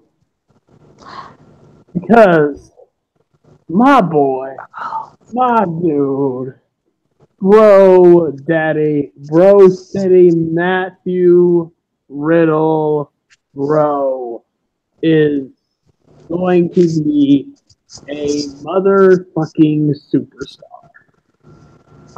And even already. First, huge pro to Matt Riddle that this has nothing to do with his talent. So of course I'm mentioning with WWE because they don't look at talent; they look at other stuff. Well, here's the thing about Matt Riddle they can look at. This dude was a former UFC fighter. And not just a former UFC fighter. He wasn't a scrub. No, he actually fucking did pretty goddamn good. He had a winning record. Was in televised UFC fights. Was one of, I wouldn't say one of their big, like their top names, but he was a prominent fixture in UFC at one point. He definitely made a name for himself there. And then the weed shit happened because, you know, in UFC, we can't have that, but, you know, HGH and whatever, Brock staking, that's fine, no problem. Come back. Fuck you, Dana. But, yeah, after that, Matt Riddle was like, you know what? I also love pro wrestling. You know what? I'm going to do this shit. Maybe they won't be fucking much of assholes about it, and they won't have me piss blood to make weight as I had to do with UFC. So let's do this wrestling thing.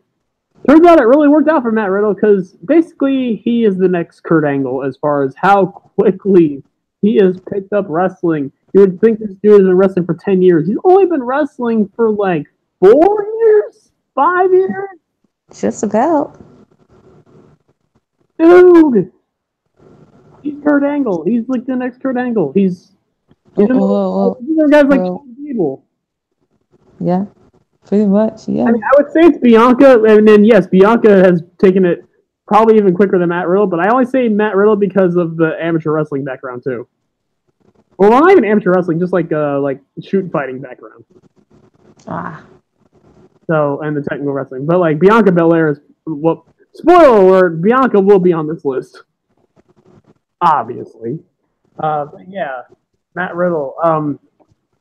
And the fact that he came in right after Keith Lee, like, we could be seeing that classic match again. Those two have classics every time. Matt Riddle is likable. He has charisma. He's an amazing pro wrestler. He has the look. He is ripped to the gills. He has long hair. He's pretty. He's all this that WWE should probably want. Except the only thing that was holding them back from getting him was the weed shit. But obviously they're over it now. So let's hope it doesn't fucking bother them now in the future. So yeah, Matt Riddle is going to be a fucking star. And if not, then I'm going to be the next Michael Jackson. So yeah, yeah. Your plus? Yeah. If Matt Riddle isn't going to be the next star, then Asia isn't petty. That's how sure I am that Matt Riddle is going to be a fucking megastar. Well, damn, you got to throw me underneath the bus. I mean, to say that Asia isn't, like, to say if Matt Riddle isn't a big star, Asia isn't petty, that, I think that more than anything should tell people. Yeah. But damn. I love you. We love your pettiness, Asia. That's why we love you. But, yeah. You didn't yesterday. I mean, it has its moments. But one time I wasn't petty, huh? But, okay, number 9. I'm gonna actually. We'll go back and forth, so I'll let you have. This one. Actually, well, no, I'm gonna save her for the next one because I know I'm definitely gonna be the one talking about that. But I'm gonna let you have. I want to have him, but I'm gonna let you have it because Black Excellence picks together, and nothing says Black Excellence more than basking in his glory. I want you to talk about my boy, my limitless one. Okay. Keith, motherfucker. Okay. Oh, okay. So, this charismatic man known as Keith Lee, who is Black Excellence, who at his size shouldn't be doing the moves that he is able to do. Dude he's basically like maybe a little bit smaller than like a Mark Henry. Yeah, he's charismatic. He can cut promo. He's a face that he should be able to be the world champion, if not the first Black WWE champion ever. He has so much. He and one other person are the two contenders for that. He has so much promise in him, and he's likable. And he's everything. Like his limitless promo that he put on NXT a couple of weeks ago, I was hyped for that shit. I was like, let's go. Let's get him to the NXT title picture. The fact that they finally give him it's lost a little. They finally give him what him to do. I'm like, let's go. Fans to showcase Keith Lee. Let's do this. And they're finally going to do it. The Lars Sullivan feud. So finally, they're answering my not nurses fuck religion. My hope thoughts that Keith Lee would eventually be featured in a prominent role. And give this man so much. Like showcase this man. Showcase his talent. Showcase his likability. Because the guy is more than just an athletic big man. People say, "Oh, he's the big man that can move." We've seen that. Like, no, Keith Lee can do so much more. He can cut a promo. I've seen this man cut a promo and bring one person in the crowd with me that I saw to tears because of how good he was and how emotional he got. Because Keith Lee I compare him to Dusty Rhodes because like he has that kind of same look, but he has that same charm. He did his entrance. He's one of the most likable, warm, friendly people in real life. He's one of the relatable people. Like he's relatable, but to have someone that size be that relatable is not even fair. Like how? If you want a large in the life character, he's boy. And here's, I mean, even though I did say he's more than just a big man athlete, I was gonna say this about Keith Lee just to bring it home, and this will probably be the most impressive part of it. Imagine Mark Henry if he slimmed down 50 pounds and could do a moonsault from the top rope. Yes. That's Keith Lee. Do I need to say more? Yes. I don't think I do. Okay. Mia Yim. There's so many things I can say about Mia Yim. And Jarvis is in chat, so I'm sure he will be one of them to second me on this. But I heard about Jade in TNA, and this is when I stopped watching TNA for a long time. Like, this is like right around 2012. And 2012 was the last time I actually watched the episode. And I heard about Jade, and I was always like, yeah, she's pretty good. Hey, you know, at least they have something in the Knockouts division. But I never really, like, she's one of those talents, like, I knew how good she was, but I was like, I never really got the chance to watch her or really time to, like, really care to watch her. Because it's like, I mean, first of all, I was a huge AJ Elite fan at that point, so I was really focused on that. And secondly, you know, TNA wasn't doing it for me. So she went to the Indies, and, like, I keep hearing her name pop up, but, like, you know, I see her more and more, and then I finally, the NYC came along, and by this time I saw maybe a couple matches of Mia Yim, but I never really paid much attention. Thank you, NYC, for bringing her in, and yeah, she is my second favorite female wrestler next to Becky Lynch. She is... Over Mercedes Martinez? What's that? Over Mercedes Martinez. Over Mercedes Martinez. I love her. I love Mercedes Martinez, and she's probably behind Sasha, because Sasha's number 3. And then number 4 is either Mercedes or Diana. But as you know, it's definitely Mercedes. But it definitely. I'm not saying Mia Yim is not a good in-ring performer, but to me, it's not the in-ring performance.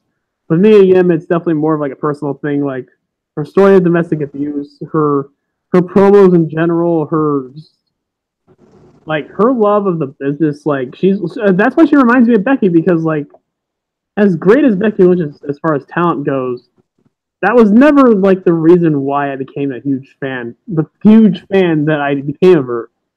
I became a huge fan of Becky because she did what wrestlers did back when I watched, and why I became a fan. She connected to me personally. It was more than wrestling. Like, she was one of those characters where it's like, I believe everything she says, and I will stand by her, like, to the bitter end. Like, that's why, like, how Dusty Rhodes got so popular. Everyone related to Dusty. It wasn't because, oh my god, Dusty Rhodes can do all these cool moves or whatever, or they got a promo. No, it's because people related to him, and they felt it. They felt it. They felt it was real. Mia Yim is fucking real. Like, and all the top stars, I have talked about this they all, I think outside of Hogan, ever since Rock and Austin, every single person that has become a megastar has had one fucking common thing over anything. They are fucking real. Like, you don't see through the bullshit. CM Punk, Daniel Bryan, you know, even AJ Lee to an extent, Becky Lynch now. Mia Yim is one of those people. Like, anytime she cuts a promo, anytime she talks about her experience, anytime she wrestles and sells and fucking tells a story in the ring, you feel it. She hooks you into a match like very few people can, at least for me. And yeah, Mia Yim is amazing, and I met her, and she's literally the nicest person I've ever met as far as wrestlers go. She is warm. She loves her fans. She's fucking great. I not much more I could say. Mia Yim is fucking fantastic, and she just got signed a few months ago, and you know, she's losing to Bianca, which is good. I don't want her to get pushed immediately because, you know, hey, pecking order. Bianca Belair, she established herself first. It's Bianca's time. Mia's time will come probably next year. If not 2 years, I'll be patient with Mia. Until then, Mia Yim, fucking love her. She's amazing. So yeah, that was number. You want to go? What number was that? I think that was 10. I would say that was 10. Number, you good there, Asia? Let's just get to the actual person on this list. Get to the actual star. Oh, I thought you wanted to save her for last. She's here. Everyone else, they can choke. Bianca Belair is the bitch right now. She should be NXT Women's Champion. She should be the face of the women's division, but she's not. But she's the roughest, the toughest, the quickest, the strongest, the best. She is the E.S.T of NXT. And in the short amount of time she's been here in NXT for 2 years now, and wrestling for 2 years, because she hasn't been on the fucking indies that everyone's on. Everyone wants to praise the indie girls, right? Y'all want to praise Kyrie, y'all want to praise Shayna, y'all want to praise Mia Yim, y'all want to praise all these girls. Meanwhile, Bianca Belair, despite how green she still is, she has done CrossFit, done track, done what you name, she's practically done it, and she's all these indie girls y'all love to play so fucking hard and want them to be NXT champion. Meanwhile, she is 9-0, undefeated. She has yet to see the takeover match. She has yet to be get even a title shot, but she should, and she will. And she will. And she is Black Beauty. Y'all afraid to see a black woman to succeed. Y'all are so afraid to see a black woman to even. Y'all are so threatened by a black woman knowing her fucking worth that y'all want to see other mediocre bitches get title shots and other mediocre girls get their moments. When she has worked hard, she has put in all the fucking work. She is at the performance center training her ass off to find, but yet y'all undermine her fucking worth. Because either she's black and she's a black woman, or she's a black woman that just didn't come for the fucking idiots. Bumping her ass off. She's doing confident, as much work confident, maybe even abrasive black women scare the masses, and you know, I love it. I just love seeing her trigger people. It's just beautiful. Go fucking, but of course you got the EO fans are upset. Not even that. The minute she stopped playing up the whole indie thing, people are already upset. She's working, you dumb asses. She's working, y'all, and I can't wait until she finally plays it up. Tell me she hasn't backed it up. For only wrestling for 2 years, like how many people are that good after? How many people are that good after 2 years? Honestly, tell me. That's why I'm saying she's the female Kurt Angle. Because she was so good at CrossFit. She was so good. She was so good at CrossFit. And by the way, she's competing with a shifting rib condition. She's fucking 20. She's not like. Imagine if she didn't have the freaking shifting rib. Imagine if she was 100%. And she suffered this while doing CrossFit. In fact, give me 1 second. I'm going to open up browser because I want to highlight. I mean, Asia is going to cut a promo about Bianca, and it's beautiful and it's awesome. I want to highlight just how much of an athletic freak of nature Bianca is. Like, it's insane. Incredible. If you're not a fan of Bianca at this point, who are you? What's your reason why? What's your reason why? And I'm going to pull up, just to remind people, I'm going to pull up the numbers from the NXT Combine. Yes, do that. First of all, surpassed everyone. Male or female, she surpassed everyone. There's no one stronger, faster, or better than her. Period. All right, NXT Combine results.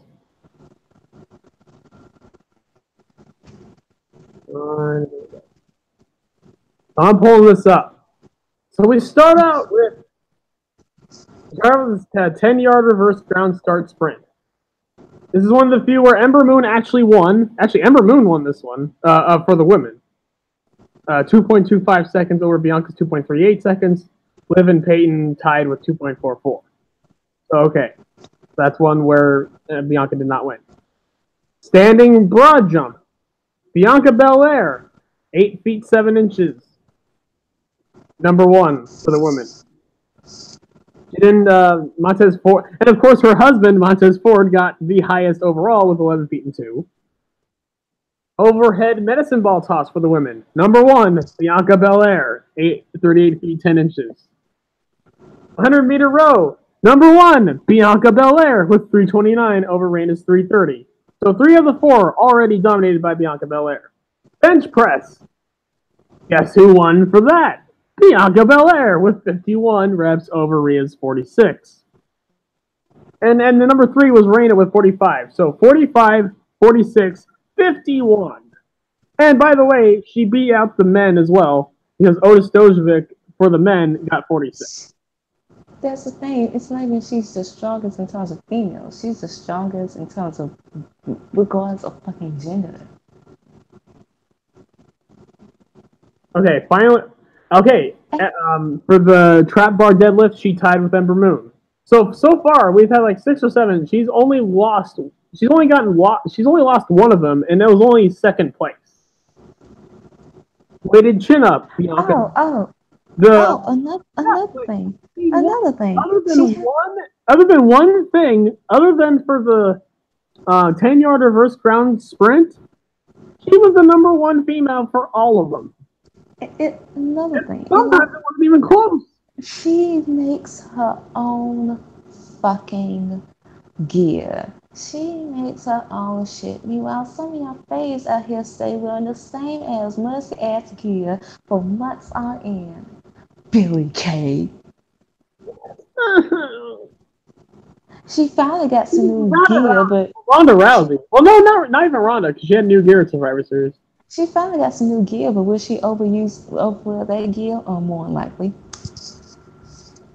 It ain't making no sense how my fave, it ain't making no sense.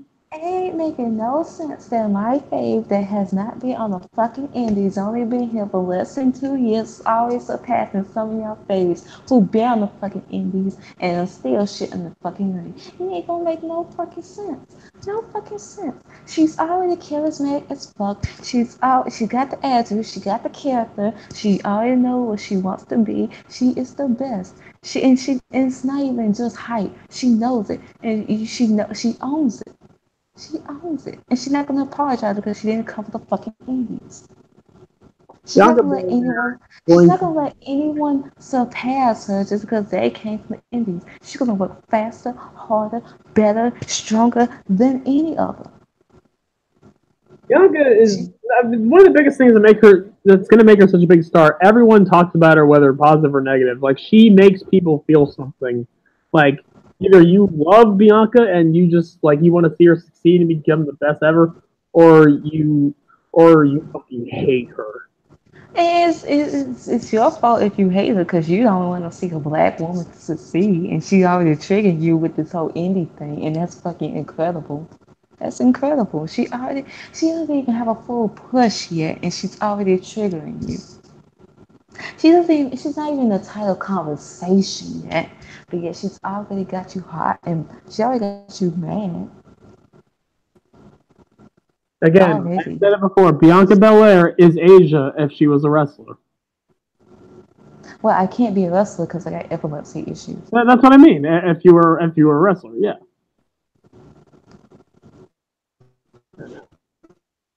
I'm just saying, but I mean, if you had to model yourself by a wrestler to most represent you, it would be Bianca. I'm guessing, right? Yes. Yeah. She's petty. I mean, Bianca has the pettiness. She knows her. No. No, let me bring up this promo. Oh, Wait, you're cutting off. You said it again? I'm sorry. let me go bring up this promo she had a few months ago part the NXT. Is this the one while she's on her vacation? Yes, I got it right. I love that Back one. in here. Wait, she threw the phone? And while I'm sitting here on my honeymoon, I keep seeing all these comments from all the girls on the roster saying how they deserve to be the number one contender for the women title. How? You got one girl over here that doesn't know what the fuck she's doing. You got one girl over here that's losing. You got one girl that want to be private, and then you got one girl that doesn't. And then you got me, undefeated. Can you guys tell the difference between the two? I can't.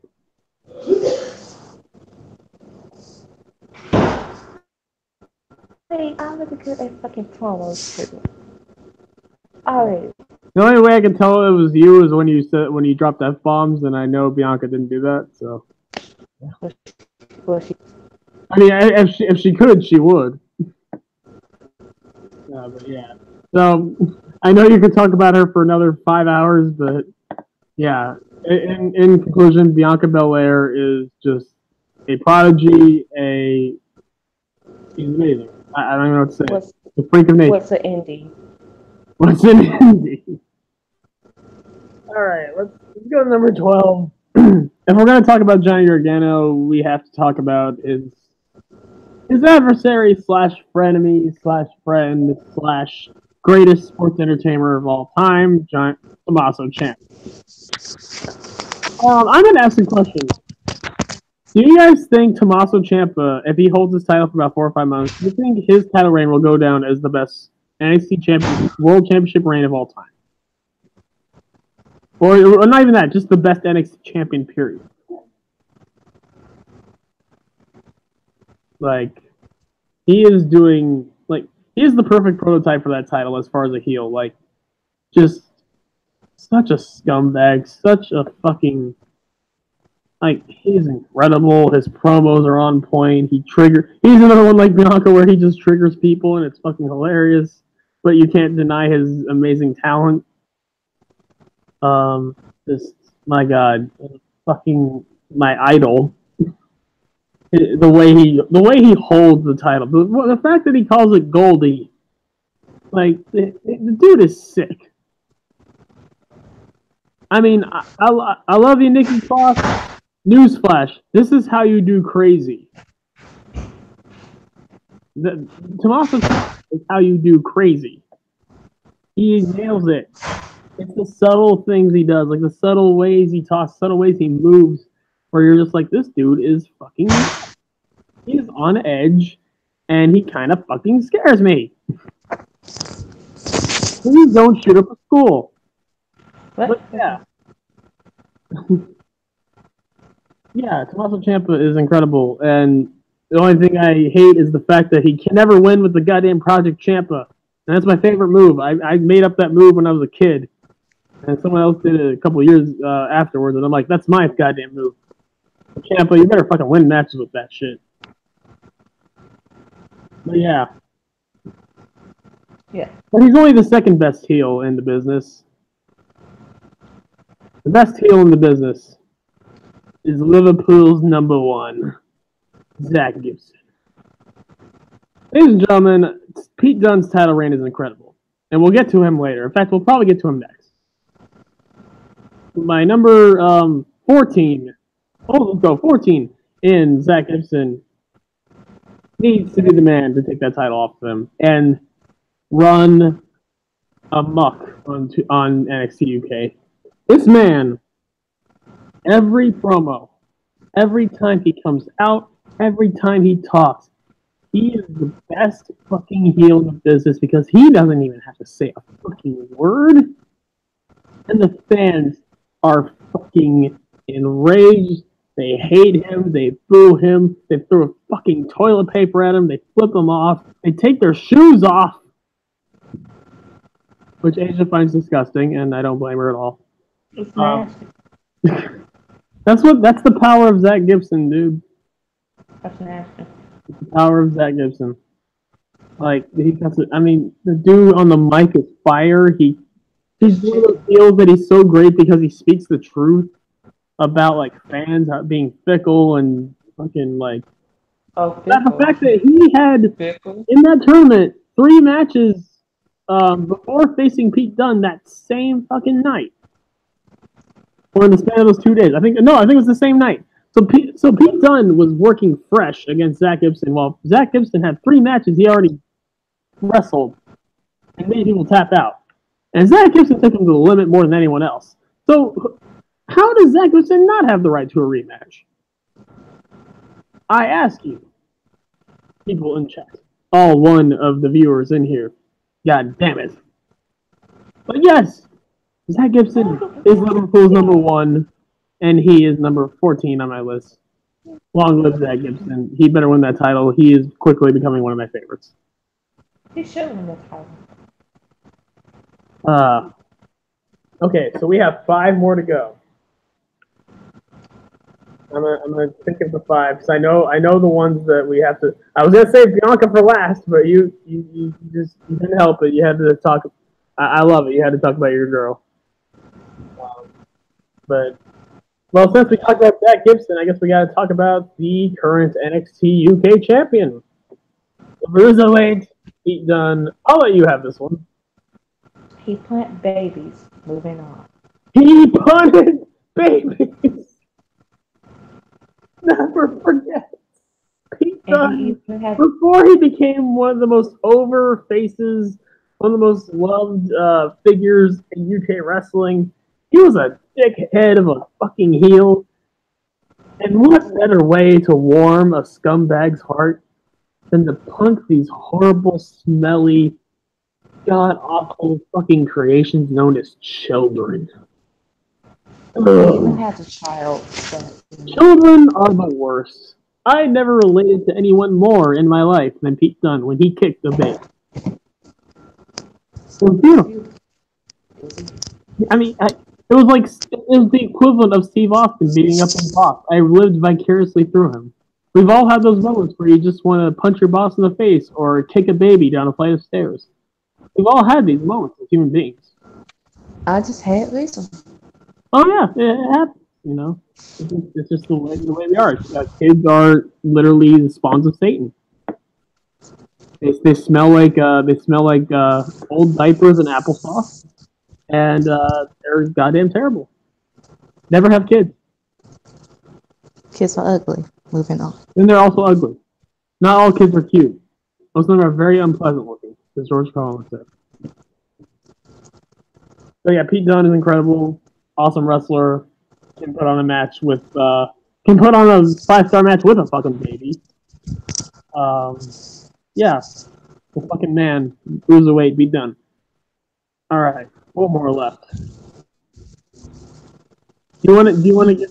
Oh yeah, well we gotta talk about before we get to the prodigy of NXT. We have to go to the god of NXT.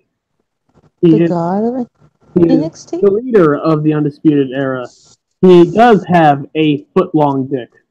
It has been scientifically proven. He is the most handsome human being on the face of the earth. I mean, good God, look at that face. His obliques are better than Johnny Mundo's. You just can't see it. And yeah, praise God. Adam Cole, bye-bye. Bye-bye. What? Oh, okay. I just said by the way. I did it. Thank you for worshiping your God. Oh, what can we say about Adam Cole? He's just he's one of the most wonderful things that ever happened to Earth, and that the fact that the human race cannot match up to him is truly disrespectful to him and his life. And we should all be ashamed of ourselves that we're not Adam Cole. You should be ashamed of yourself that you're not Adam Cole. I am ashamed of myself that I'm not Adam Cole. I hate myself for it every day.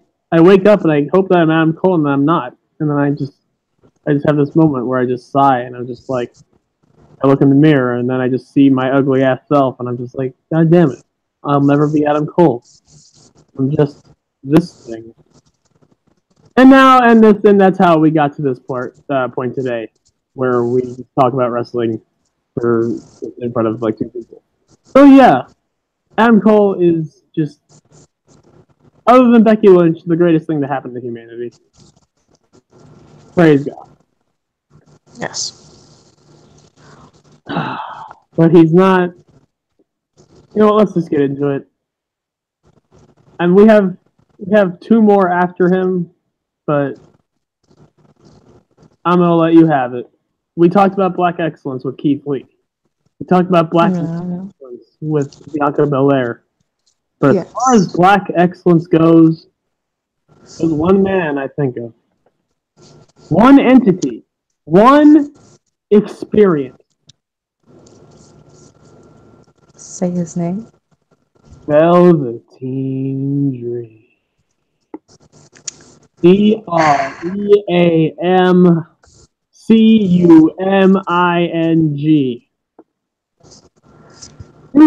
So if everyone watched Tough Enough 2015, right? It was the season where you had. I hate Tough Enough, but I did hear about it. Go on. It was the season where you had now Sonya Deville, Mandy Rose. You had the runners ZZ. What's the guy Z Top, and then the female she started dating she got pregnant and she got released. Okay, but there was this one black guy, Patrick Clark, and he was the one that shined the most, but he still got eliminated. And this isn't just like hindsight where it's like, oh wow, now looking back, wow, he was really something. No, even back then, I remember everyone was talking about, damn, Tough Enough sucks, but this Patrick Clark guy is pretty good. Even Chris Jericho at that time saw something. After he got eliminated. Yeah. Even and by who? Who was the one that had to doubt the Velveteen Dream? Patrick Clark. The irony, it was the racist Hulk Hogan. He eliminated a black man. Am I shocked? No, it's just simple. It's a simple, predictable fact. The racist will eliminate the black guy. Am I shocked? And wait a minute. And wait, this is 2015, right? Yes, this was before it came out. This was before it came out. It was before it came. Oh, right before it came out. Yeah, right before. Oh my God, it's even worse. Because remember, he wasn't on the show the whole time. After it came out, they replaced him with The Miz. And then The Miz freaking kept Mandy Rose on the show because she's hot. Yep. So both. I mean, Miz sucks way less than Hogan, but he's still has toxic masculinity in that bitch. Yes. So either way, you see him grow from that, and then he gets signed to NXT, and then you see him slowly grow on the NXT live events, and then you see this promo. I remember I was laying on my couch, and I see this promo saying, like it was like purple smoke, and at the end it said the Velveteen. It said the Dream or the Velveteen Dream. I'm like, Even before that, I remember when he first came out as Patrick Clark, but his nickname was the Velveteen Dream. I remember this. Nakamura was cutting promo, and Patrick Clark interrupted him, and he had this like Jimi Hendrix kind of like outfit to him. Where like, actually, do we have to talk about his other gimmick before this? No, we did not acknowledge that. No. Yeah, if anyone knows what I'm talking about, you know. No. Thank God that didn't happen. No. So instead, we got the Velveteen Dream Patrick Clark, who had this kind of like this voice to him where he kind of sounded like he kind of had this tone of his voice. His charisma was oozing out of this kid. And I'm just like, this kid's gonna be a fucking star.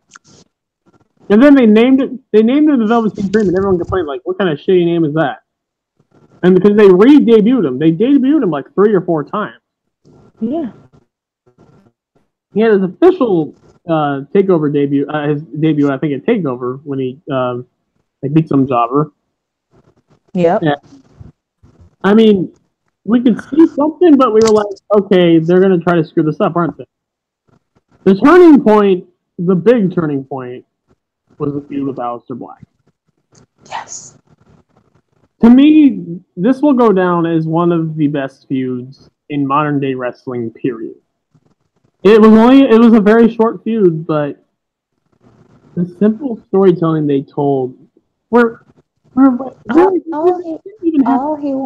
You remember the build-up where Aleister's sitting in the ring with the suit on, and Velveteen Dream comes out in the smoke, and that image of Dream crawling near him. They didn't have to say a word.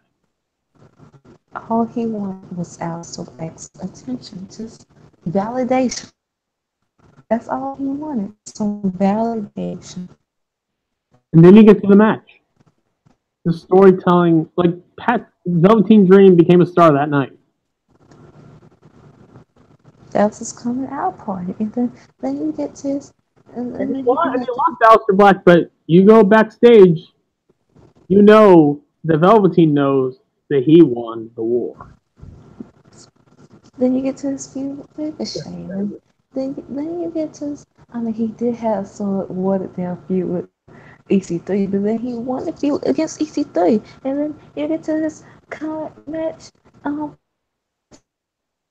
He's slowly growing, and he's only fucking 12. Oh no! Actually, here's another one.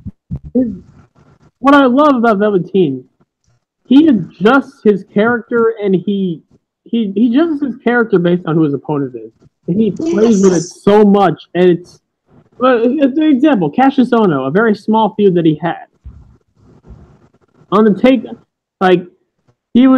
the whole feud was based around like him knocking out Cassius Ohno, or that Cassius Ohno knocked him out, or who was gonna knock out who, because Cassius Ohno's the knockout artist. Velveteen went all the way with this. He had like boxing trunks. Like he would try to get the first shot on Cassius during the build up. Then we get to the actual match, the entrance. He comes out in freaking boxing shorts. Which, first of all, also the Say My Name thing. I don't know if you know this, but you know about Muhammad Ali, the Say My Name thing, right? Yes. Yeah, so, I mean, clearly the guy's a boxing fan, which I love. But yeah, since he's facing Cassius Ohno, the knockout artist, he comes out in boxing shorts. And the funniest thing I've ever seen, this random guy with a pillow, which symbolizes going to sleep night, when he knocks out Cassius Ohno. It has a mouthpiece on it to protect this guy is next level as far as storytelling. Nobody goes into detail like this. Nobody. Name me someone that dedicates themselves to a character to this level. To think outside the box this much. And I'm sure some of the ideas were Triple H's, but this is Velveteen's this is his baby. This is Patrick Clark's baby. This is his creation. It's fucking beautiful. Like, he thinks on a level that no one else does, and he's that young. He's 23 years old, but he has the mind of a 40-year-old veteran. Dude's insane. Prodigy. Tommaso Ciampa said it himself. He is a prodigy. And he will be, and I have a strong feeling that through thick and thin, through whatever booking they try to give him, Velveteen will rise to the top and become a world champion, whether it's WWE champion, Universal champion, whatever. You can't stop the dream. You can't stop the dream. Simple as that. Mm-hmm. We got 2 more left. No, I'm gonna let you pick the last 2. I already forgot my list. I'm gonna let you pick the last 2. Okay. Io Shirai. Oh yes. how can we forget about the woman who has taken over Stardom, has been the face of Stardom, has been their ace, which is Stardom is the #1 Joshi pro wrestling company as far as globally, not domestically, globally, in the States, the most popular Japanese female promotion in the world. Io Shirai made her name there, and her reputation as best wrestler in the world, it wasn't just because it was a cute little slogan. I don't even think Io Shirai called herself the best female wrestler in the world. People called her that. She didn't have to say it. Other people said it for her. Io Shirai, when she gets in that ring, is on another level. Is just, she is the total package. She can do fucking anything. She is one match with Io Shirai, she will fucking blow your mind at some point in that match. At some point, she will just she will hook you in, she will suck you in, she'll blow your mind, like incredible. And she'll do it with a smile on her face while she's torturing some poor fuck who should have known better. Zaya Brookside, but yeah. No, I'm sorry. I like Zaya Brookside, but damn, you should not have come at Io like that in the beginning of the match. Pissed off the bear. And her dad was in the crowd too. Oh man. Oh. Fail right in front of your daddy. So those are the kind of moments that we live for, right, Asia? Yeah. Watching someone fail in front of their father. How beautiful. That was the first time you saw her wrestle too, live. What a great experience to watch your corpse of a daughter come back. Oh, I love enjoying people's suffering. But yeah, Io Shirai, fucking awesome. I mean, anything else you want to say other than her botchy moonsault? Nope. No. Nope. So we got one more left. We got to close it out. Oh shit, my sound went off. All right. We gotta close it out with something strong.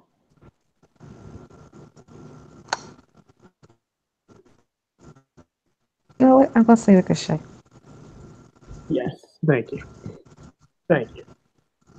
I know with the Charlotte comments, you canceled him for a while, but you can't deny one of the best wrestlers in the world. One of the what can he not do? The dude is literally a video game. I mean, should I say what he can't do? No, he can't help that. You wanted to say it. It's not that he can't do it. It's just that he wasn't born with it. Get some surgery. That shit's fucking dangerous.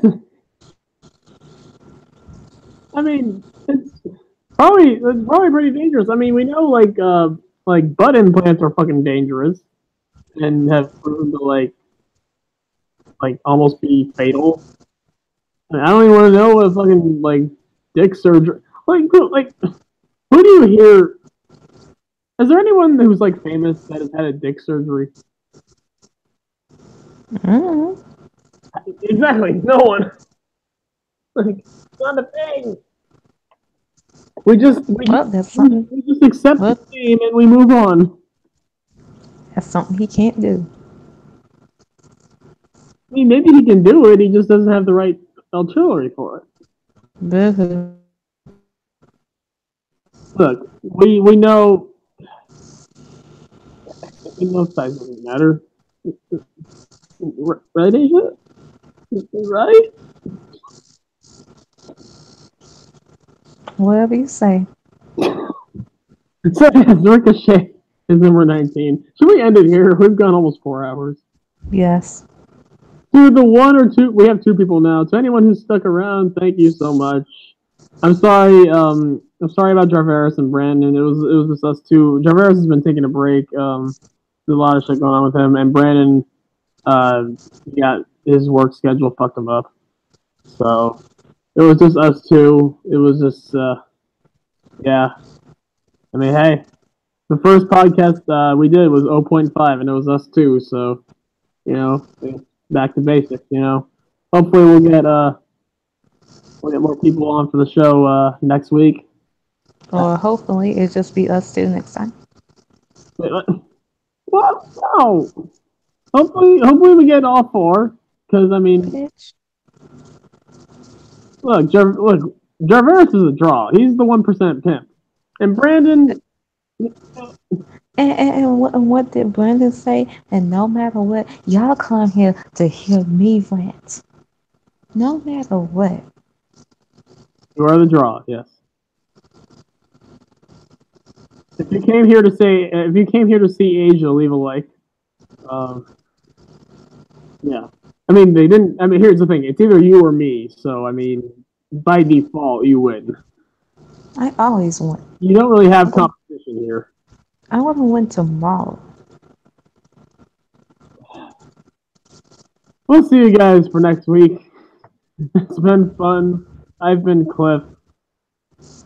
He won't see you next week. Asia's been Bianca. Bianca's been Asia. And we will see you next week for the 20th. He won't see you. He won't see you next week. I'm pretty sure they will because literally, I'm the one that actually does the thing of the podcast. I'm just saying. Maybe I'll start the broadcast as a dead corpse. I'll start it and then I'll just lay back dead again. Because I gotta be here to start the show. I may not be the brain, the heart, or any other decent part of the body, but I don't know. I'm the steroids. I'm the one that keeps going. I don't know what I'm talking about. I don't know what I'm talking about. We'll see you guys next week. I'm Cliff. This is Asia. TPA, Team Petty Asshole, recognize. Along with the E.S.T. Zach Gibson's Liverpool's #1, and I don't have a small dick.